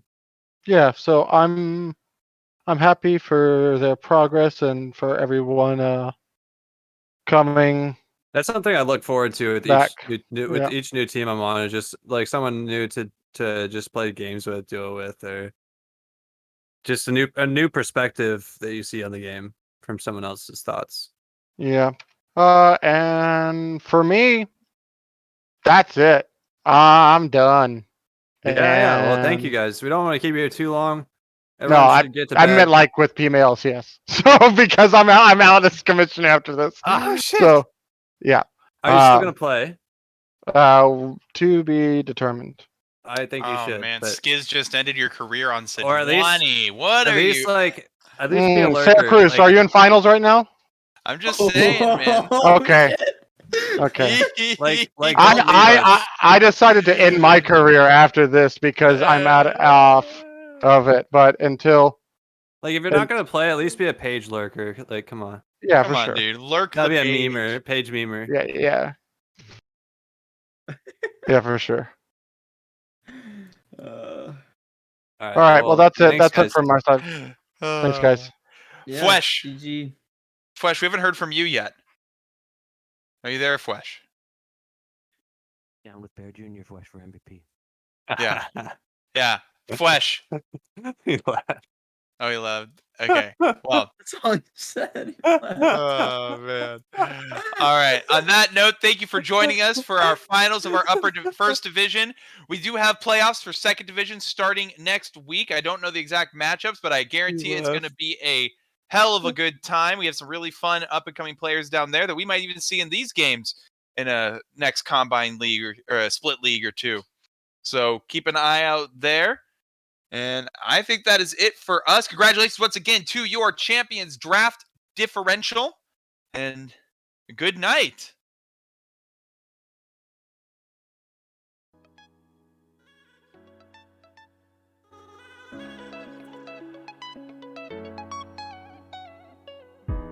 The feeling that I get when you're this close makes me regret not letting you know how I feel about you. I want you to touch me, baby, and hold on tight. I need your body, I need you on me. You're just too hot.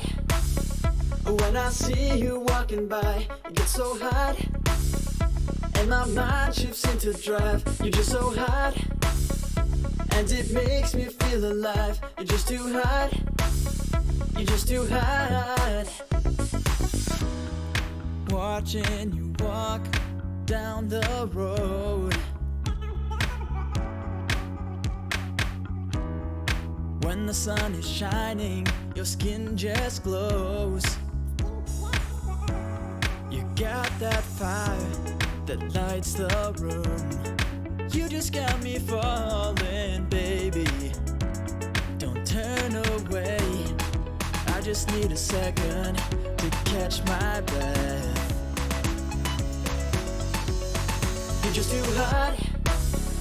When I see you walking by, it's so hot, and my mind shifts into drive. You're just so hot, and it makes me feel alive. You're just too hot, you're just too hot. You're on my mind, you're so divine. I'm going crazy over you, baby. You're on my mind, you're so divine. I'm going crazy over you, baby. You're just too hot. When I see you walking by, it's so hot, and my mind shifts into drive. You're just so hot, and it makes me feel alive. You're just too hot, you're just too hot, you're just too hot. When I see you walking by, it's so hot, and my mind shifts into drive. You're just so hot, and it makes me feel alive. You're just too hot, you're just too hot.